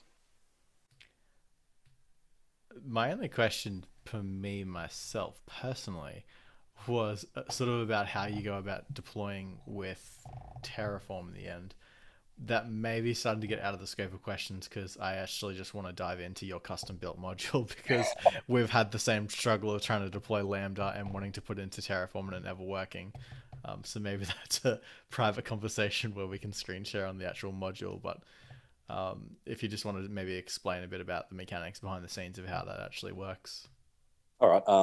So when you define the Lambda, we're actually just saying, hey, the code artifact for that is right here.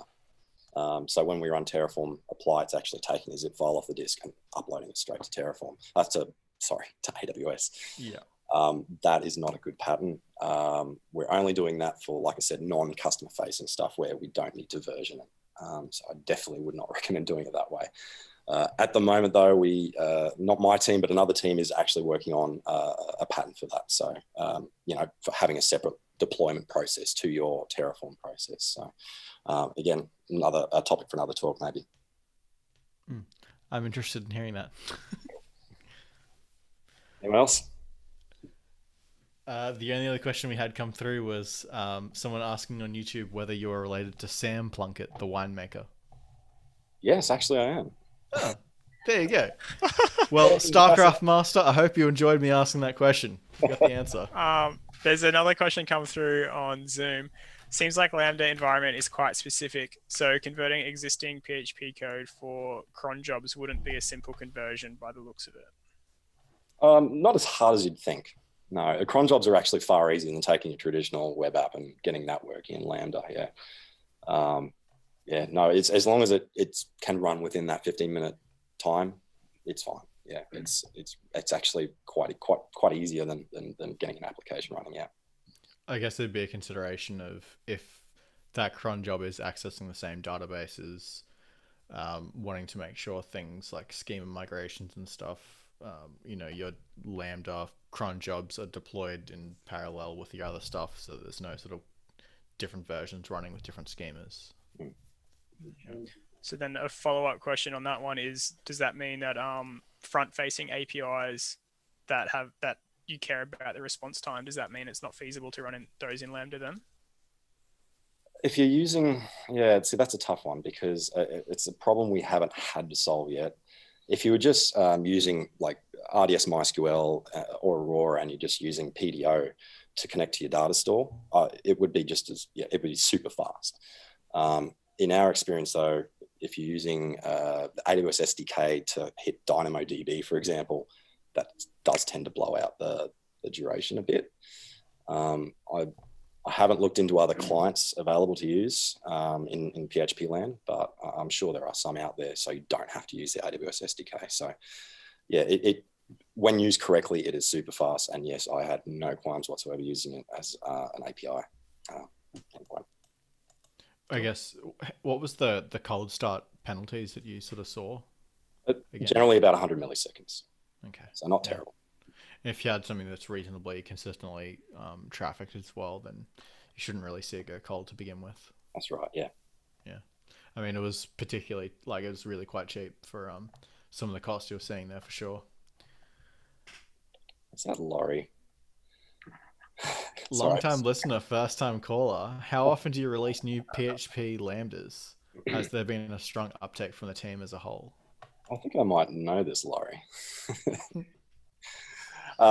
So at the moment, I think we're running 4 or 5 PHP Lambdas in production. And because now we've actually got, you know, like a base template and a stable library, the uptake will be somewhat, I hope, exponential. We will see. We'll see. But yeah, like I said, 4 or 5 in the last, you know, 4 or 5 months. So once a month. That's pretty good, right? We also got a message through from Dan linking through a package called Async AWS. If you're one of those people that like Amazon's PHP SDK but hate the fact that you need to download Guzzle, PSR7 and every AWS API client to use it, then this is the library for you. Cool. Maybe worth checking out. I'll have a look. Awesome. Cool. Right, well, thanks, Ben, for that talk. Well, I should be more specific. Thanks, Plunkett, for that talk. Next up, we have Freke cycling through our Bens. Cool. Thanks, Ben. That was a really interesting talk, and I'm super keen to find out when that's going to be open source so we can potentially use it at Squiz. Potentially. Let me just share the right screen. Oh, that's awesome. It has gone away. Is that sharing correctly? Looks excellent. Excellent. Let me find where it went. Sorry, I'm not a Zoom user. This is new to me. There it is. So I am Ben again. I want to have a quick talk about refactoring to modern standards. So a little bit of background around me. I am the engineering manager at a company called Squiz. We are about 300 staff size company based mainly in Australia that do a bunch of different things. For the purpose of this talk, we're going to talk about Squiz Matrix, which is an enterprise content management system. We currently have a team of 9 people working directly on the code base pretty much every day. And we're in the process of transitioning from being a legacy product to a SaaS product. Previous to my role here, where I've been for about 18 months, the CTO at a scale up, whose name I don't want to mention. Before that at Ladbrokes, and before I was managing and leading, I was a PHP full stack developer. So I've had a little bit of experience coding, but in the past, these days, more on the management side. So set the scenes on what this presentation is. It's hopefully nice and short. Probably won't get quite as long. There's definitely no live code at the end. What it is a presentation on basically some anecdotal evidence on how we have refactored code in an enterprise product that's got a lot of people using, how we reduce the risks along the way while we're doing this, and hopefully a bit of an examination of the decisions we made and why we made them at the time. What I'm not going to talk about is different ways to refactor. There's plenty of better people out there to talk about how to refactor. Hi, Sam. It's not going to say what the one true way is to do it. And it is also not an in-depth discussion of how to use PHP Code Sniffer. I'll go into some code snippets of what we use, but I am not an expert on it. So please don't ask me any particularly tricky questions. So what is Squiz Matrix? It is an enterprise content management system that is approximately 17 years old. So it predates any framework that you pretty much know and use these days. We currently support two variants of it, one that is hosted within our cloud and one that our clients host on-premise. The best way to describe the code that I always use is very WordPress-like, and I mean that in the worst possible way. So it combines all your HTML, CSS, JavaScript, and PHP in one giant file quite often, and it causes issues. So when I joined, we started with, there are some issues, but at the end of the day, what we actually have is a fairly stable product, but that just needs a bit of love. The tests were written using a testing framework called Simple Test that has not seen an update in over a year, which is why we abandoned it. Continuous integration was run via Jenkins. All the tests, and there are a lot of tests, still not enough, but there's a lot of tests. They were living in a separate repository to the code itself. And despite Squiz maintaining and publishing PHP Code Sniffer, there were no code standards for Squiz Matrix. It was tied to a version of PHP which was old at the time, so PHP 5.4, and pretty much everything we did was manual. There was very little automation. As of now, we are in the process of migrating our test to PHP unit. Continuous integration is in the same system as our code, so we use GitLab Enterprise Edition, so we host it ourselves. The test code, once again, lives in the same repository, and we've decided on coding standards. PHP, PSR12, which obviously encompasses several other ones as well, like PSR1. For our CSS, the SAS guidelines is the one we've chosen with some minor adjustments, and with JavaScript, we've got Airbnb. I'm not going to talk much about them today. I'm going to concentrate more on the PHP side of things. And to increase our efficiency as a team, we try to automate as much as possible. So an example of that is your tests are visible on your merge request in GitLab. You don't need to go to a different system to see if your pipeline passed.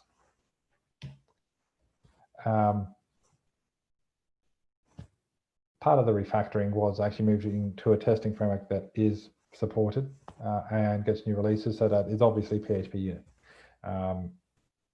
So what we've decided with that is that any new features we would build or major refactors of existing features, we would move the tests from simple test if they existed to PHP unit, or if there were no tests, they would need to be actually added to PHP unit. So that gives us a lot more confidence with new code. One of the great things about PHP unit as opposed to simple test is that it's very clear difference between feature and unit tests. They didn't. Previous to this migration, the codebase didn't have a strong, didn't have a clear difference between what a feature and unit test was, and it was all very muddled. Most importantly, though, is as part of this refactoring to modern standards, is we didn't just go, okay, everything must move. We didn't go, simple test, you're useless, you're dead. Let's just move it all to PHP unit. If we did that, a year later, we'd still be writing tests. And that's not what we're doing. We still need to release new features, fix bugs, and release new versions of Matrix. So while moving to PHP unit and new standards is the right thing to do, it does take time. So we need to make sure we do it at the right time rather than just for the sake of it.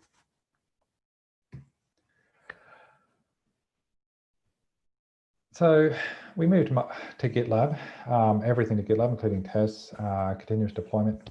This is an example of our pipeline in GitLab. So we've automated a lot of the steps now. We lint our code, we build our Docker image, we run our tests, we deploy, and then we run a separate pipeline to actually continuously deploy to our live UAT environment. So from where we were previously, where it was a manual deployment, we're at a much better place. We've got linting, we've got testing, and yes, it is 40 parallel tests there, if you can see that. That was the only way to get pipeline down under 40 minutes, was to break the simple tests into 40 different chunks. That's a completely different story, which we won't go into today. Step 1 on refactoring to modern standards. Decide on what the new standard should be. The most important thing for us as a team was to actually get the team buy-in on that. So what we did was create a decision log to evaluate the potential options that were actually out there. For us, that ended up being PSR12, as that had just been released. The other options we looked at were things like sticking with PSR2. I think someone put an option in to follow the WordPress standards. Obviously, that option got deleted because that's a silly option. But at the end of the day, it needed to be a decision that the entire team was happy with. The other part of that decision was what part of our code base is going to be covered by this new standard. Now, we've already looking at our code, it's 17 years old, and there are parts of that code that were written 17 years ago that are still called today. That still work, there's no reason to change them. So what would be where's the value in going back and changing tabs to spaces? We decided there was none. So for our legacy code, the only code standard we enforce is that it must use tabs, not spaces, nothing else. For our new code, PSR12 is the way to go. And obviously we're going to use a tool that we as a company publish. So we're going to use Squiz Labs PHP Code Sniffer, which hopefully everyone is aware of. Version 3.5 is the version that brought out PSR12 support, for those who aren't aware. And the last decision that we made there was that we weren't going to refactor every file in one go. We decided to only check the last files that are changed in the last 100 commits. And all those files had to meet the new standards, whether it's legacy code with tabs or new code with PSR12. So we went through several iterations to get to where we are now. First iteration in May last year was just legacy code. Let's dip our toe in the water. Let's add this to GitLab, make sure it works, make sure the team is happy with it. So for PHP Code Sniffer to work, you need to actually disallow space indents and then set tab indent to true, and that will work. And that was working. It was great. We now had a linting stage in our pipeline, and it failed occasionally, and people fixed up things that they needed to fix up. It was great. It's working. Very happy with it. Next iteration there. You'll hear me say iteration and value a lot. I have drunk the Agile Kool-Aid, so I apologize for those who don't like the Agile words. From here, obviously between May and March is quite a long time, but a lot of things are happening behind the scenes. This is missing a few lines from the exclude pattern, but this is very complicated. And what this is doing is in one configuration file defining both our legacy standards and our new standards. And that's why it's so large. So on the left-hand side, we're defining our PSR12 rule and saying, we need, despite the fact all these files saying config are being called, being passed to PHP Code Sniffer, we don't want you to check it. So for every directory we didn't want to check, with the PSR12, we had to add an exclude pattern. And then with our PSR12 code, we then had to add rules to exclude them from the legacy standards. And that was very complicated and really hard to read and fairly fragile. And most importantly, it didn't actually work. And no one realized for a month or two. So we ended up with our current iteration, in which we split out both the legacy standards and the new standards into separate files so that we can keep our linting self-contained and easier to understand. So on the left side here, we have our legacy code, which is literally just tab indentation. we exclude some directories that don't need to be linted. So cache, data, and documentation, for example. Cache and data are populated at runtime or on a live service or in tests. We want to exclude them. So CI, they will have data, but we want to not do any linting on them because they won't be the same. They're ephemeral data and will be different on each server. And then obviously we want to exclude our tests and vendor directories. Side note there, we do currently commit our vendor directories. Don't recommend it. There are good reasons to do it. Thank you, Pear, for being down for a month, but don't do it. On the right-hand side, we've got what is basically PSR12. So what I do want to point out about that is the fact that I've had to define the SRC directory in 2 places. I'll come back to that, but that's our current iteration, and this is working well for us now. This separates concerns. It's much easier for someone to read this and understand how it works. So a couple of learnings from this. I'll just skip quickly back to why file and include pattern are the same basic glob. There are 2 ways to call PHP Code Sniffer. Either you call it with a file you want it to check, or files, or you call it just on a directory and it goes and loads all those files in that directory for you to run through PHP Code Sniffer. If you run it in that way, so this directory and all the files within it, you need, by defining the files you want to check, you'll get much faster completion times. That's why I have file SRC test unit test feature, because that allows it to actually ignore any other directories that are there. And on one of the lines above it, I've also got a cache setting set there so that it remembers it on run to run if you're doing this locally. Unfortunately, we don't use it like that. I've kept it there just for, eventually we will, but locally using an IDE, when you set up PHP Storm to actually run Code Sniffer, it will send 1 file at a time to PHP Code Sniffer to check. And when that runs, it's a quirk of the system, but it ignores that file syntax.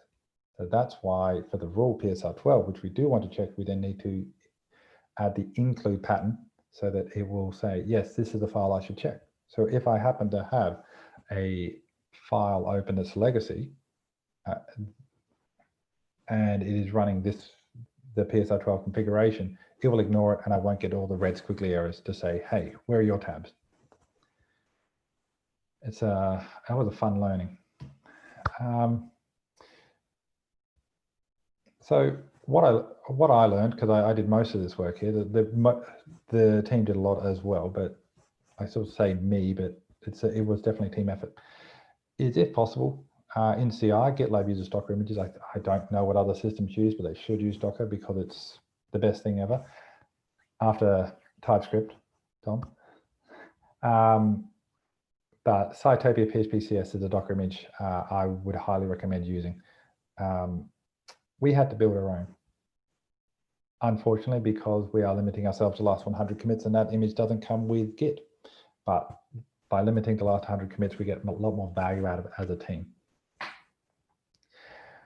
The documentation of Code Sniffer is incredibly hard to navigate. I'd like to say I know how to Google it.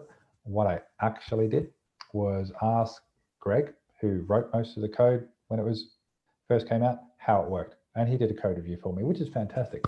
So I understand most people don't have access to one of the maintainers of Code Sniffer to help them out.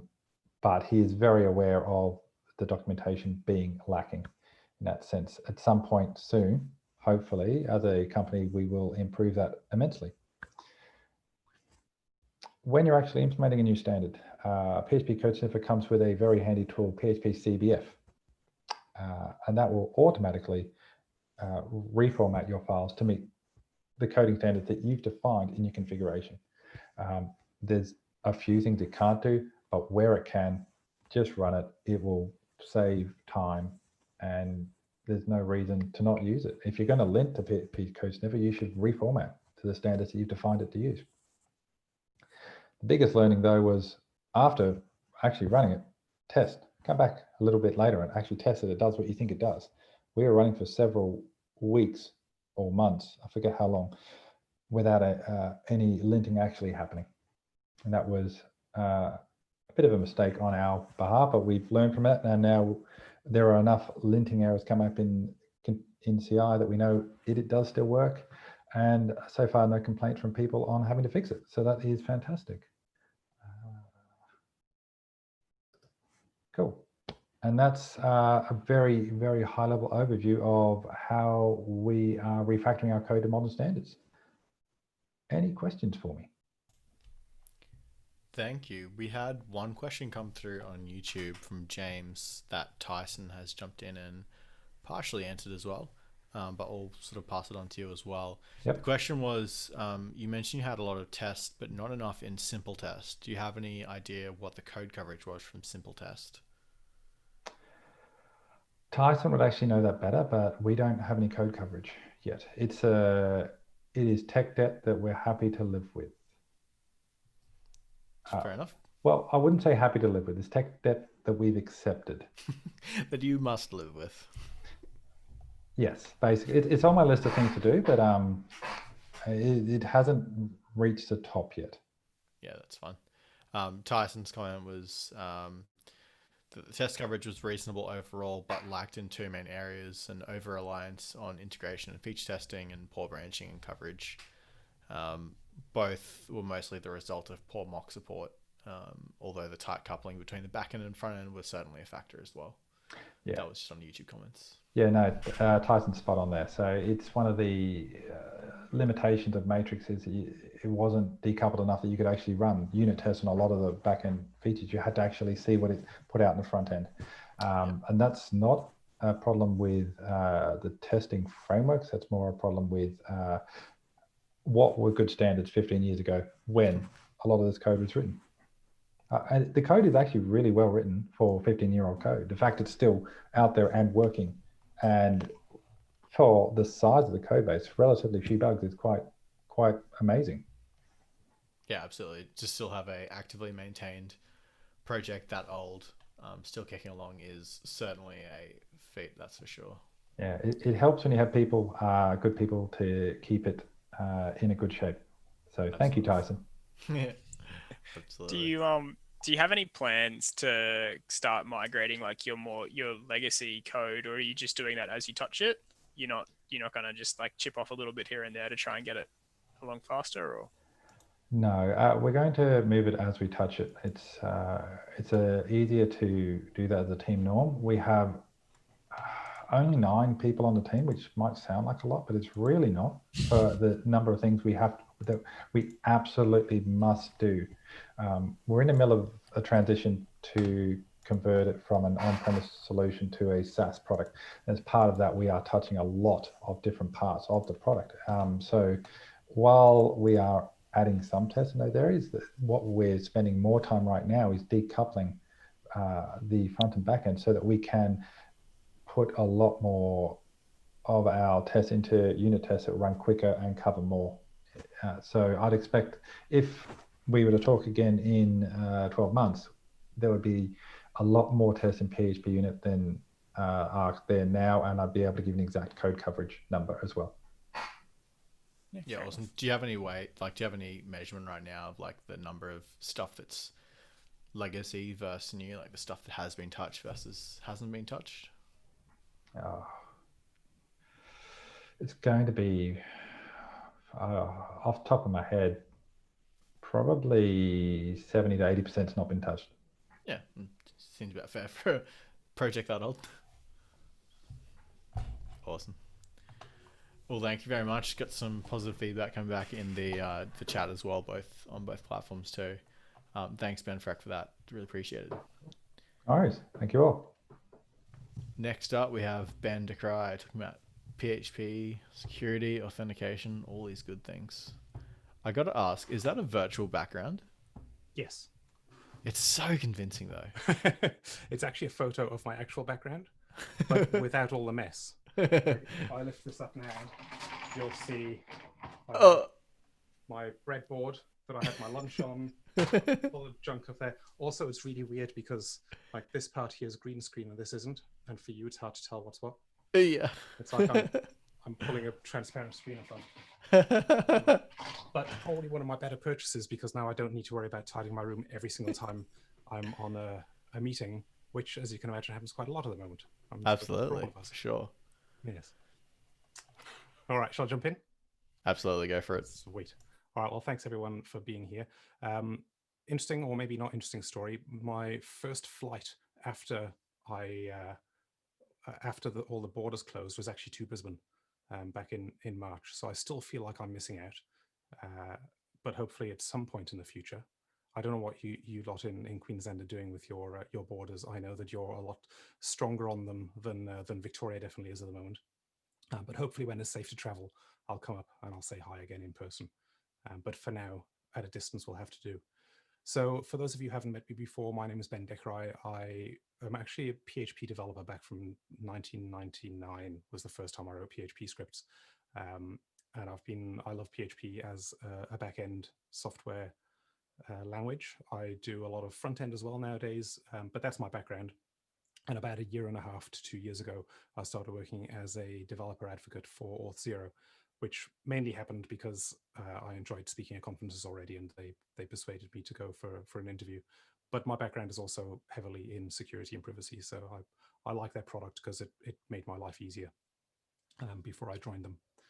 I do have all of the chats up here, and I'll try and keep an eye on it. But so if you want to ask questions, I might be able to jump in, but I can't guarantee I'll get to it. So there'll be Q&A at the end as well, of course. So talk title is to identity and beyond, but what am I actually talking about? If I actually select this window, then my keyboard will work. So where did it start? I would like to try a test and see whether I can get some kind of audience feedback.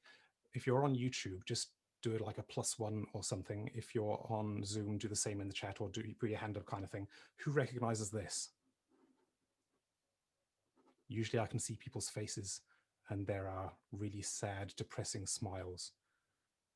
I've also just realized that YouTube is about 30 seconds behind, so I'm not going to wait for responses on that. This is the friend finder from Facebook. If you don't remember Facebook back in the day, and this is probably like the early 2000s, like 2002, 2003. When did Facebook even start? I don't know. But within the first few years, one of the biggest problems with a social network is when you create a brand new site, especially a social network, the power of your application is in the community, but you've got 7 users. It's not ideal. So what they thought was, I know what we'll do. We'll get people to type in their email username and email password, send it to us, and then we can find out who all their contacts are, and we'll send them an email saying, hey, Ben's just joined Facebook. Why don't you join as well? Then you can chat with him and share cat photos. Obviously a great idea to share your email password with a complete stranger. So what actually happens behind the scenes, you have on the left-hand side here, there's you, and you've got your username and password that only you know, right? Hey, Tom from MySpace. Nice of you to join us. So you go to Facebook and you say, hey, I want to do this friend finder thing. Tell me more. And then my keyboard breaks that direction. Tell me more. So you send your username and your email password, cringe, to Facebook. And I'm picking on Facebook here, but LinkedIn did the same thing. MySpace, I think, Tom, you can probably agree, did the same thing. I've just noticed now there's a horrible flickering up here because I moved my green screen. So I apologize for that. Tech, who needs it? So you've sent your username and password to the social media site, and what they then do is they will essentially do screen scraping and log into Gmail or Yahoo Mail or whatever it is that you're using with your username and password and pretend to be you, and then grab all of your contacts out of your contact list. There was no API for this, so they would actually screen scrapery programmatically click on the contact list button and drag all of the email addresses out, pull those in, and then even cheekier, they would use the login with your email provider at that point to send an email on your behalf from your email account to your friend. So it actually looked like it was coming from you. Notwithstanding the huge privacy concerns and just the moral crapness of that process, so let's move on and ignore that for now. Then, of course, they would take all those contacts and put them into their database so that hopefully when they created an account, they'd already have a link there between you and that person. So building up that graph of social connection. If they didn't join, they would probably still keep that information so that if they join 2 years down the track, 10 years down the track with that email address, they can still make that connection. Hey, back 10 years ago, Ben knew this person. All very useful information to have. You can tell my privacy side is coming out here because there's a lot in here that I think is wrong, even though it's not technically wrong, it's just morally, ethically questionable. So the biggest issue here, as you can imagine, is this part on the right-hand side where you have passed your username and password for your email provider into a third-party system that should never have access to that. So we needed a solution for that, and that's where OAuth came from. OAuth is a protocol that essentially allows authorization. So how does that work? How does that make us more secure? So let's start again at the beginning. We've got Facebook, or the social media provider over on the right here. We've got an identity provider, such as Auth0 down at the bottom here. And then you've got you on the left here with your username and password to log in. In fact, no, I'm skipping ahead. That's not Auth0. That's like Gmail or Yahoo Mail or whatever down at the bottom here. These are the credentials for logging into your mail server. So you make a request to the social media provider saying, I want to do your friend finder thing, but you're not going to send them your username and password because that's just stupid. So the social media provider then says, okay, well, I need some kind of OAuth mechanism to be able to check on who your contacts are. So it sends a response to you, which is actually a 302 redirect back to your email provider. And your email provider then knows who you are. You can provide your credentials to them, maybe because they're asking you to log in now, or maybe you're already logged in. So it's able to look at the session and say, hey, Ben's logged in already. That's cool. And you'll get one of these notices that comes up that says, hey, Facebook wants access to your contact list. Do you want to approve? And you've got that yes, no selection box. So that's the standard OAuth authentication approval process. Once that happens, it can generate a token. And then it uses another redirect via your browser to send information back to the social media provider. So the social media provider can then get that token and use that to talk to your email provider. It doesn't know your credentials at the moment. All it's got is this token. And the token can specify inside it exactly what the scope of that token is. So can they send mail? I don't even know if there is an API for that. But can they get my contact list? Yes, in this case. And also there can be an expiry. So this token might not live forever. It might be valid for the next 5 minutes, which is just enough for the social media provider to make that API call, get the details out, and then store that in their own database. And hopefully they'll then actually use their own email services to send those emails out. The email should come from the social media provider. Hey, Ben just thought you might be interested in joining this social network. So you can see there already that the credentials are stored only in your head, or ideally a password manager, or sent to the email provider. They're never sent to the third party that wants access to your contacts. So OAuth was the underlying protocol. It's been around for a while, that basically allows this to happen in a more secure way. Also, one of the other advantages of OAuth is that, say, for example, this token did last a month. You could technically log into your email provider and say, hey, there's this token, and the email provider will give you a list of all the authorizations you have, and you can revoke them at that point. So the next time Facebook comes in, or whoever comes in and says, hey, I want this contact list, the email provider can say, I'm sorry, that token's now been invalidated. But OAuth is authorization, not authentication. So you can't actually tell who a person is from this authorization flow. All you know is you've got a token to talk to that system to request information on behalf of a user whose information might be in the token, but doesn't have to be. So the question then became, can we use this for authentication as well? We can do things like LinkedIn can read emails on Gmail. We can do TweetDeck and post tweets on Twitter, or Eventbrite can create events on Facebook. These are all OAuth mechanisms that some of you might have played with already. But the thing that we can't do is things like Eventbrite can get Ben's identity from Twitter. We're already familiar nowadays with the whole login with Google, login with Twitter, login with whatever social login provider out there. So how does that work? What happened originally was that Google and MySpace and Yahoo, and like there were 4 or 5 of the original companies that wanted to do this kind of thing. And they said, let's define this mechanism called user info.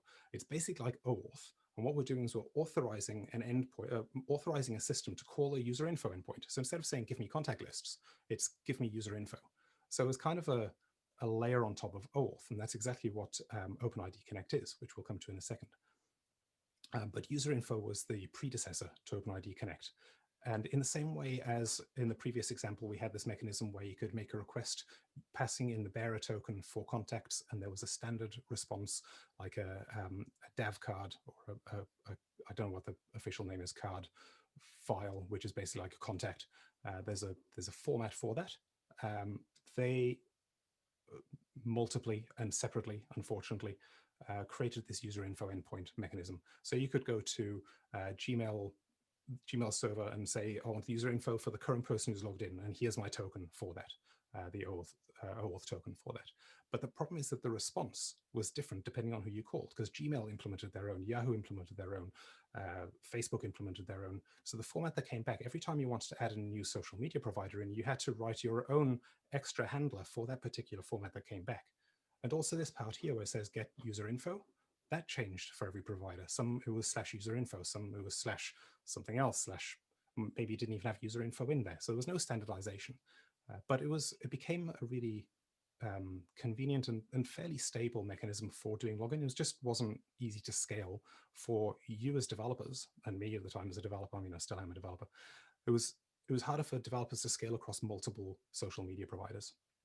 So that's where OpenID Connect in. It was basically the standardization of the user info endpoint. And there were 6 things that any OpenID Connect identity provider, compatible identity provider, had to support in order for them to be OpenID Connect compatible. So it had to be a simple identity layer. So like I mentioned, all it really is using OAuth to call a user info endpoint. Slightly more to it, but that's in a nutshell, that's it. It's simply just an identity layer on top of OAuth 2. So we don't have to re-implement all the security mechanisms and the token passing mechanisms. That's all part of OAuth 2.0 already. So it just sits on top of that. It's only used for verifying identity. So I can use it to log into Google and then for your application to find out my identity, but you can't use OpenID Connect to find out general identity about people in your system already. That's something you'd have to cache once that information comes in. It's basically a verification mechanism. Once you get that token, you know that Ben has logged in. And that's all you need to know to start with. I mean, all it is a login form at the very root of what OpenID Connect is. It does allow for basic profile information. So it's not going to give you every bit of information that if you're doing a login with Facebook example, it's not going to give you all the information. There are scopes, which I've touched on before, and we'll see again later on. And basically, that's the thing where you might log into an application. GitHub's a good example of that one. This application wants access to, I don't know, post issues to a certain repository. So that's where a scope comes in. You can actually broaden the definition of what the token allows you to do. But in terms of the user profile information that comes back, that's usually pretty static. So you'll have common information like a unique ID that's always the same for the person who's logged in. So you can tie that into your local database. You'll get a first name, and we'll see a couple more in a second. It needs to be REST-like. So for those SOAP lovers out there, it's not SOAP. It's a standard. So somebody had to choose on something. REST was popular at the time. And it also means that it's a lot more interoperable because everybody understands REST. There's a definition for that already. We didn't have to redefine other things. So you'll see that OpenID Connect actually borrows and sits on top of a lot of existing protocols. Again, going back to this simple identity layer, it's a very thin touch. And finally, the responses are always in JSON. So on one of the previous slides, I said that the response that came back could always be different. We now know that when we get an identity token back from an OpenID Connect compatible identity provider, try saying that 17 times with your mouthful, it's always going to come back as JSON. We'll have a look at what that looks like in a second. But first, let's go through the workflow again and see how OpenID Connect works on top of the OAuth 2.0 layer. So when you're writing your application, let's say this is your application top right here, when you configure, and this is now OAuth 0, I'm on the right side now. When you configure a new application in OAuth 0 or any of the identity providers that you can get, there's off-the-shelf solutions as well as platform as a service solutions. You'll get back from the identity provider once you've created the application, which needs to be configured in the identity provider. You'll get back a number of things, but most importantly, you're going to get back a client ID, which is a unique reference to the application that you're building. So you'll put your client ID over here in this application, and you'll also get a client secret. In the case of PHP, Python, any of the backend technologies, you'll get a client secret. If you're doing single page apps, things that only run in the front end, obviously it's not possible to keep secrets in those environments, so that works slightly differently. It uses a different authorization flow. But for the purposes of this talk, we'll be storing a client secret over here as well. So those get configured in your application to start with. So then when a user comes in and wants to log into your application, or rather they request a resource that requires authentication, the your application is going to say, hey, I don't know who you are.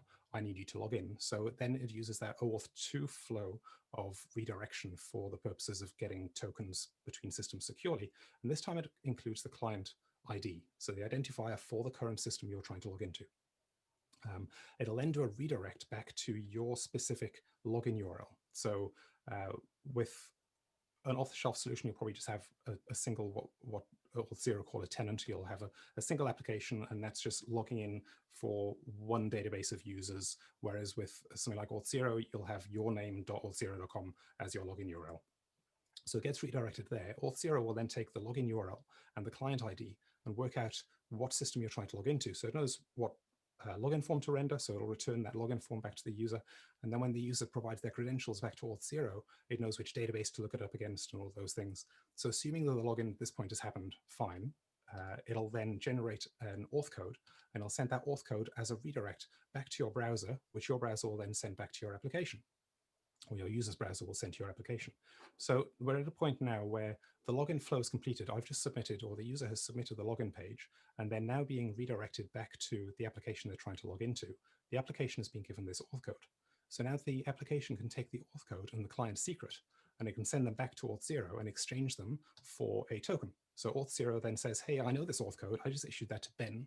So I'm going to generate an ID token for Ben, and possibly an access token as well. And I'm going to send those back to the application. So your application doesn't know my credentials, but I've just managed to log in, and you now have an ID token, which will tell you more information about me and will allow you to manifest a local record in your database of who I am, so that your application can still do its stuff, but you don't have to worry about any of the login mechanism. You also don't need to worry about password security or potential issues of database breaches and all of those kind of things. So let's dive into what a JSON Web Token looks like. This is usually where I do another show of hands, and every time I say hands up, who knows what a JSON Web Token is, that more and more hands go up. So I like my chances that most of you have at least heard of them, played with them, possibly used them. An access token, if we break it down into three components, separated by full stops. So you've got these full stops, one here and one over here. The red part and the yellow part are the header and the payload, and they're base64 URL encoded. That is to say, I could copy and paste this text and put it into a base64 URL decoder and get JSON out. So don't trust the security of this. If a JSON Web Token is leaked somehow, the data inside there is human readable through a small transform. The key is this part down at the bottom, the green bit, and this is a hash, basically, a signature of the data. So how does this work? If we pick apart the first two, you'll see that the header contains an algorithm that helps us determine what kind of hashing algorithm we need to use to regenerate a signature, and also contains a type. Predominantly type will just be JWT, which seems like it's a bit obvious. Like obvious is a JWT because I just decoded it assuming it was a JWT, only for you to tell me that it's a JWT. But there are plans to put other bits of information in here. So for example, you might have in the same way as you have plus addressing for emails or plus addressing for some content types, you might be able to define a bit more specifically what kind of JSON Web Token it is, so that the end application that receives this can make sure it's being used for the right purpose. And then the payload itself is information about me.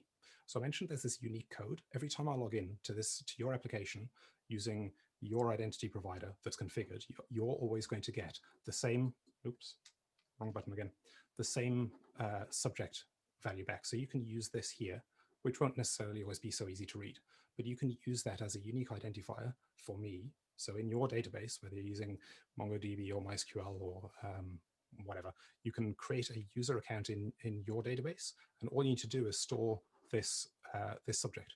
And then next time I log in, you can say, pull out the user out of my database with the subject Auth0: Ben Dechrai. There's also some other 3-character strings that are basically, so the thing with the JSON is you can store whatever you want in here, but there are certain ones that are sort of reserved. So IAT is issued at. We'll see in the access token later, there's EXP, which is expired. So they're basically epoch timestamps of when the token was issued or when it should expire. And then you can put whatever else you want in as well. So you can have a name, you can put a job title, you can put something specific for your application into these JSON Web Tokens so that your application is saved a step of having to look those up. So bear in mind, though, that the more you put in here, these tokens get passed around in the header of every HTTP request. So the more you put in, the more overhead you're putting into every request, but also the more overhead you're taking off the end application. So it's a balancing point of working out how much to put in. I mentioned already the signatures. So in this case, because it's using HS256 or HMAC SHA-256 hashing, in order to verify that this token hasn't been modified in transit, we can take the header and the payload, and we can concatenate them, SHA them, and then base64URL encode the output. And if that is equal to the signature, I keep pressing the wrong button here. If that is equal to the signature that came through on the token we received, so we take the token, take the header and the payload, we generate our own signature. If that matches the signature that came in, then we know there's been no modification of that signature, of the payload or header. So we can trust that the information is untampered and is as the identity provider created it. And then I mentioned that you can get access tokens as well, and I mentioned the expiry and the issued at. There's an issuer, so you can know who, which identity provider created the token. You know who's logged in. You've also got an audience here. So in this case, api.example.com is the one and only authorized recipient of this access token. So your application can check this and say, hey, I'm not in the list of the audience, therefore I'm not going to trust this token. So there's extra checks in there. AZP is basically a reference back to the client ID. This is actually the client ID in the application that I logged into in order to get this access token out. So your APIs can even work out, are they using the web app or are they using one of the native mobile apps or whatever. And then I mentioned before scope. Scope allows you to do things like, I want to get the email address, I want to get the right to post Facebook posts, that kind of thing. So you can request those scopes. You can also make up your own. So you can even use this mechanism as a rudimentary access control mechanism in applications.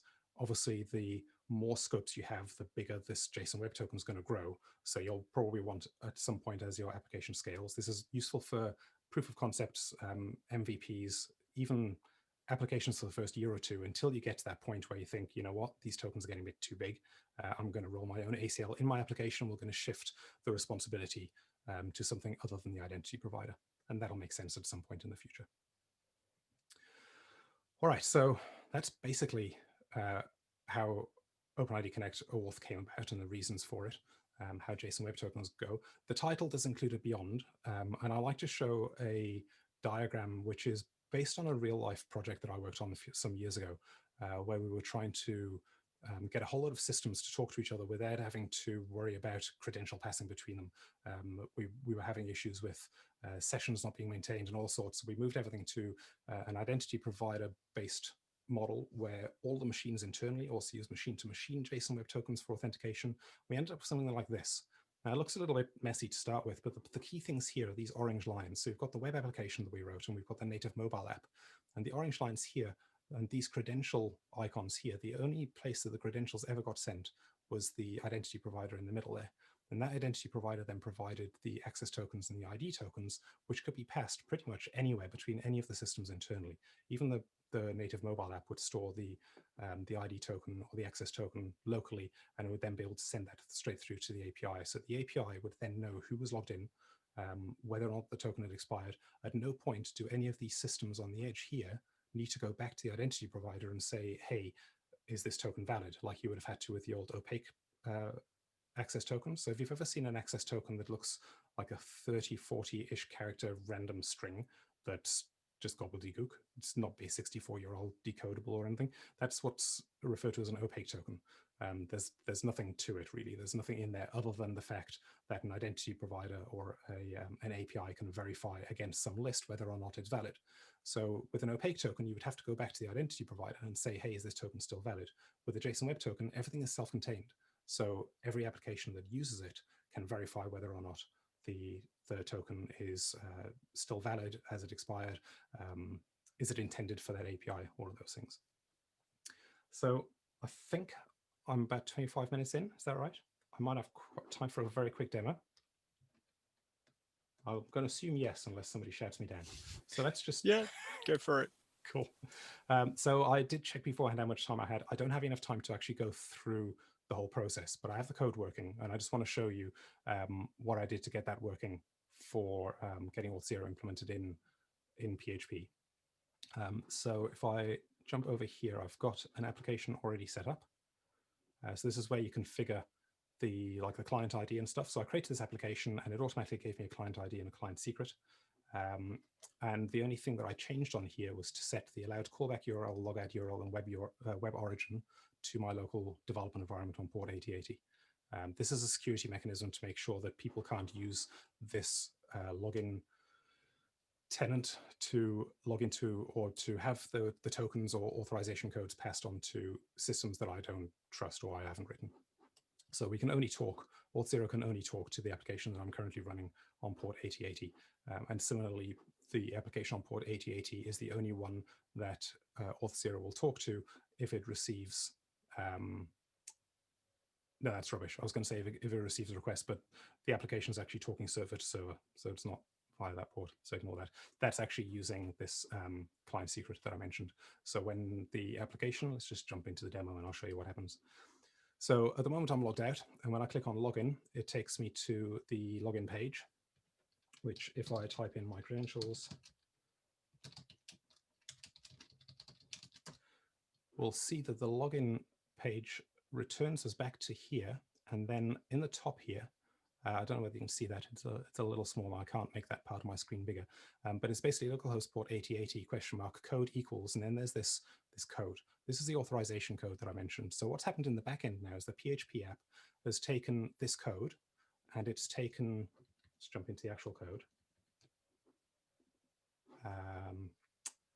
In the config here, I've pushed this off to the side so you can't see the whole of the secret, but it's taken the client secret and the code that just got passed in, and simply by calling this line here, so we've auth0.php basically pulls in that config file that I just showed you and creates the new auth0 object.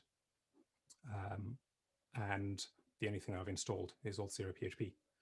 So once that's loaded, once we've required all the stuff to get auth0 running, all we need to do is run get user.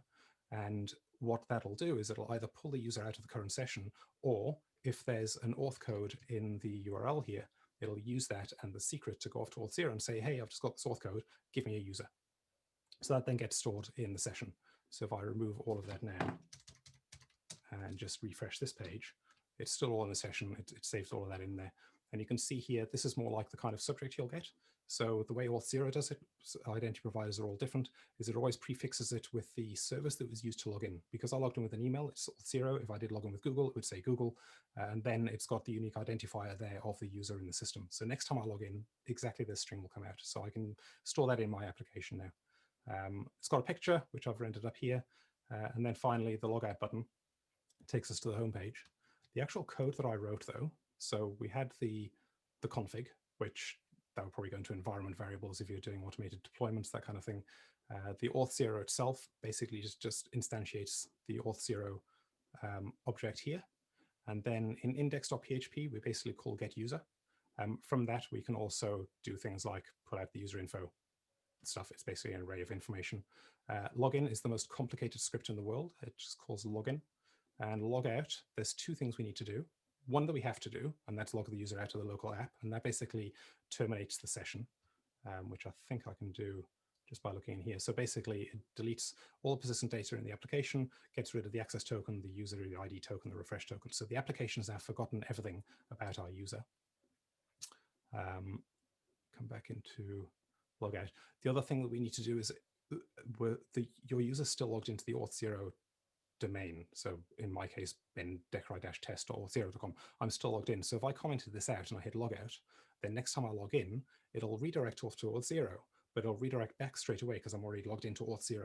So what this line here is doing is basically sending the user off to the logout URL at your auth0 tenant, and then saying, here's the client ID you want them to log out of, this web application, and then return them to this the logout URI, which is basically just the homepage. So I don't know, what's that, let's call that, that's the only thing you really need to do, 6, 7, 8, 9 lines of code. And I got authentication into a simple PHP app. Yeah, that was basically it. And in order to do this, I basically followed this quick start. So it's really easy to jump into. There's a whole lot of ones for other different backend applications.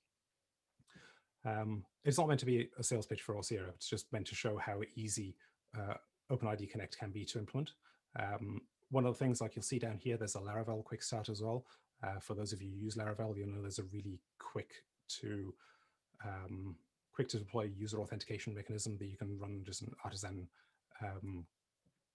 make auth, I think it is, something like that. And then you just rebuild your application, it'll sort all that out for you. You can go with things like that as well, and that's definitely the way that I used to do it. One of the things I like about offloading as much, and whether it's like, I don't know anybody who writes their own credit card merchant processing anymore. We all use Stripe or PayPal or one of those things. The less that I have to maintain in my application long term, the happier I am. So I'm quite happy to outsource this to other systems. So that's it in a nutshell. I think if I went back to my slides, it would only be the thank you slide left anyway.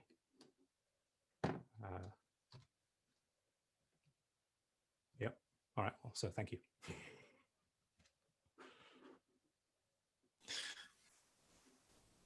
Thanks, Ben. That was interesting. I remember at my last job, we implemented Auth0, and I remember having that problem with logging out but forgetting to redirect and logging out of Auth0 as well. And then you come back and you're still logged in, and that took a while to track down. Yeah, one of the things I'm actually thinking of doing is one of those time things, right? Is to write a patch or something for the Auth0 SDK for PHP to provide a flag or something into the logout mechanism to say logout from single sign-on as well as logout from local app, and to handle that, because the code, if I just jump back to it quickly again, like the Auth0 domain we know already, because the Auth0 object needs to know that. The client ID needs to know. The only thing it doesn't need to know is this logout URI, so where should we head back to? So if instead I could do logout and then pass in something like this. Except with square brackets. Someone's been writing TypeScript. Yeah, like I said, I also do a bit of JavaScript, and one of the things that I really love is IDEs that tell me when I'm wrong. So we can put in, I don't even know what I'm doing anymore, but you know, that kind of thing. So fat arrow sign. That's what you're looking for. Thank you. Yes. Yeah, I was actually debugging something for a colleague about an hour ago in JavaScript, so my brain is still firmly in that mode. But yeah, if you could do something like that, then that would be much easier, right? So I'll see whether I can get something like that past our gatekeepers. Fair enough. Awesome. Well, thanks for that talk. We haven't had many questions come through.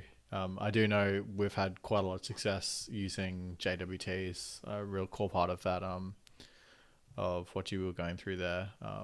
We've had a lot of success using that for system-to-system authentication, as just in heaps of different applications as well. Like, it is like a really cool utility to have up your sleeve when you're wanting to transfer information around.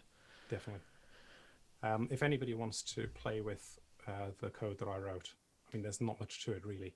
I basically followed the quick start, but I have put it into a demo Auth0 PHP repo here. Awesome. So you're welcome to grab that. There's 2 branches, demo, which is the starting point, and I think I might need to refresh this, demo working, which is the actual code that I just demonstrated. Yeah. Well, that's probably a good segue as well. What we'll do for everyone watching at home, we'll be collecting all the speakers, sort of any resources they can share, e.g. the slides and those sort of things, and posting onto our GitHub issues, or a GitHub sort of repo.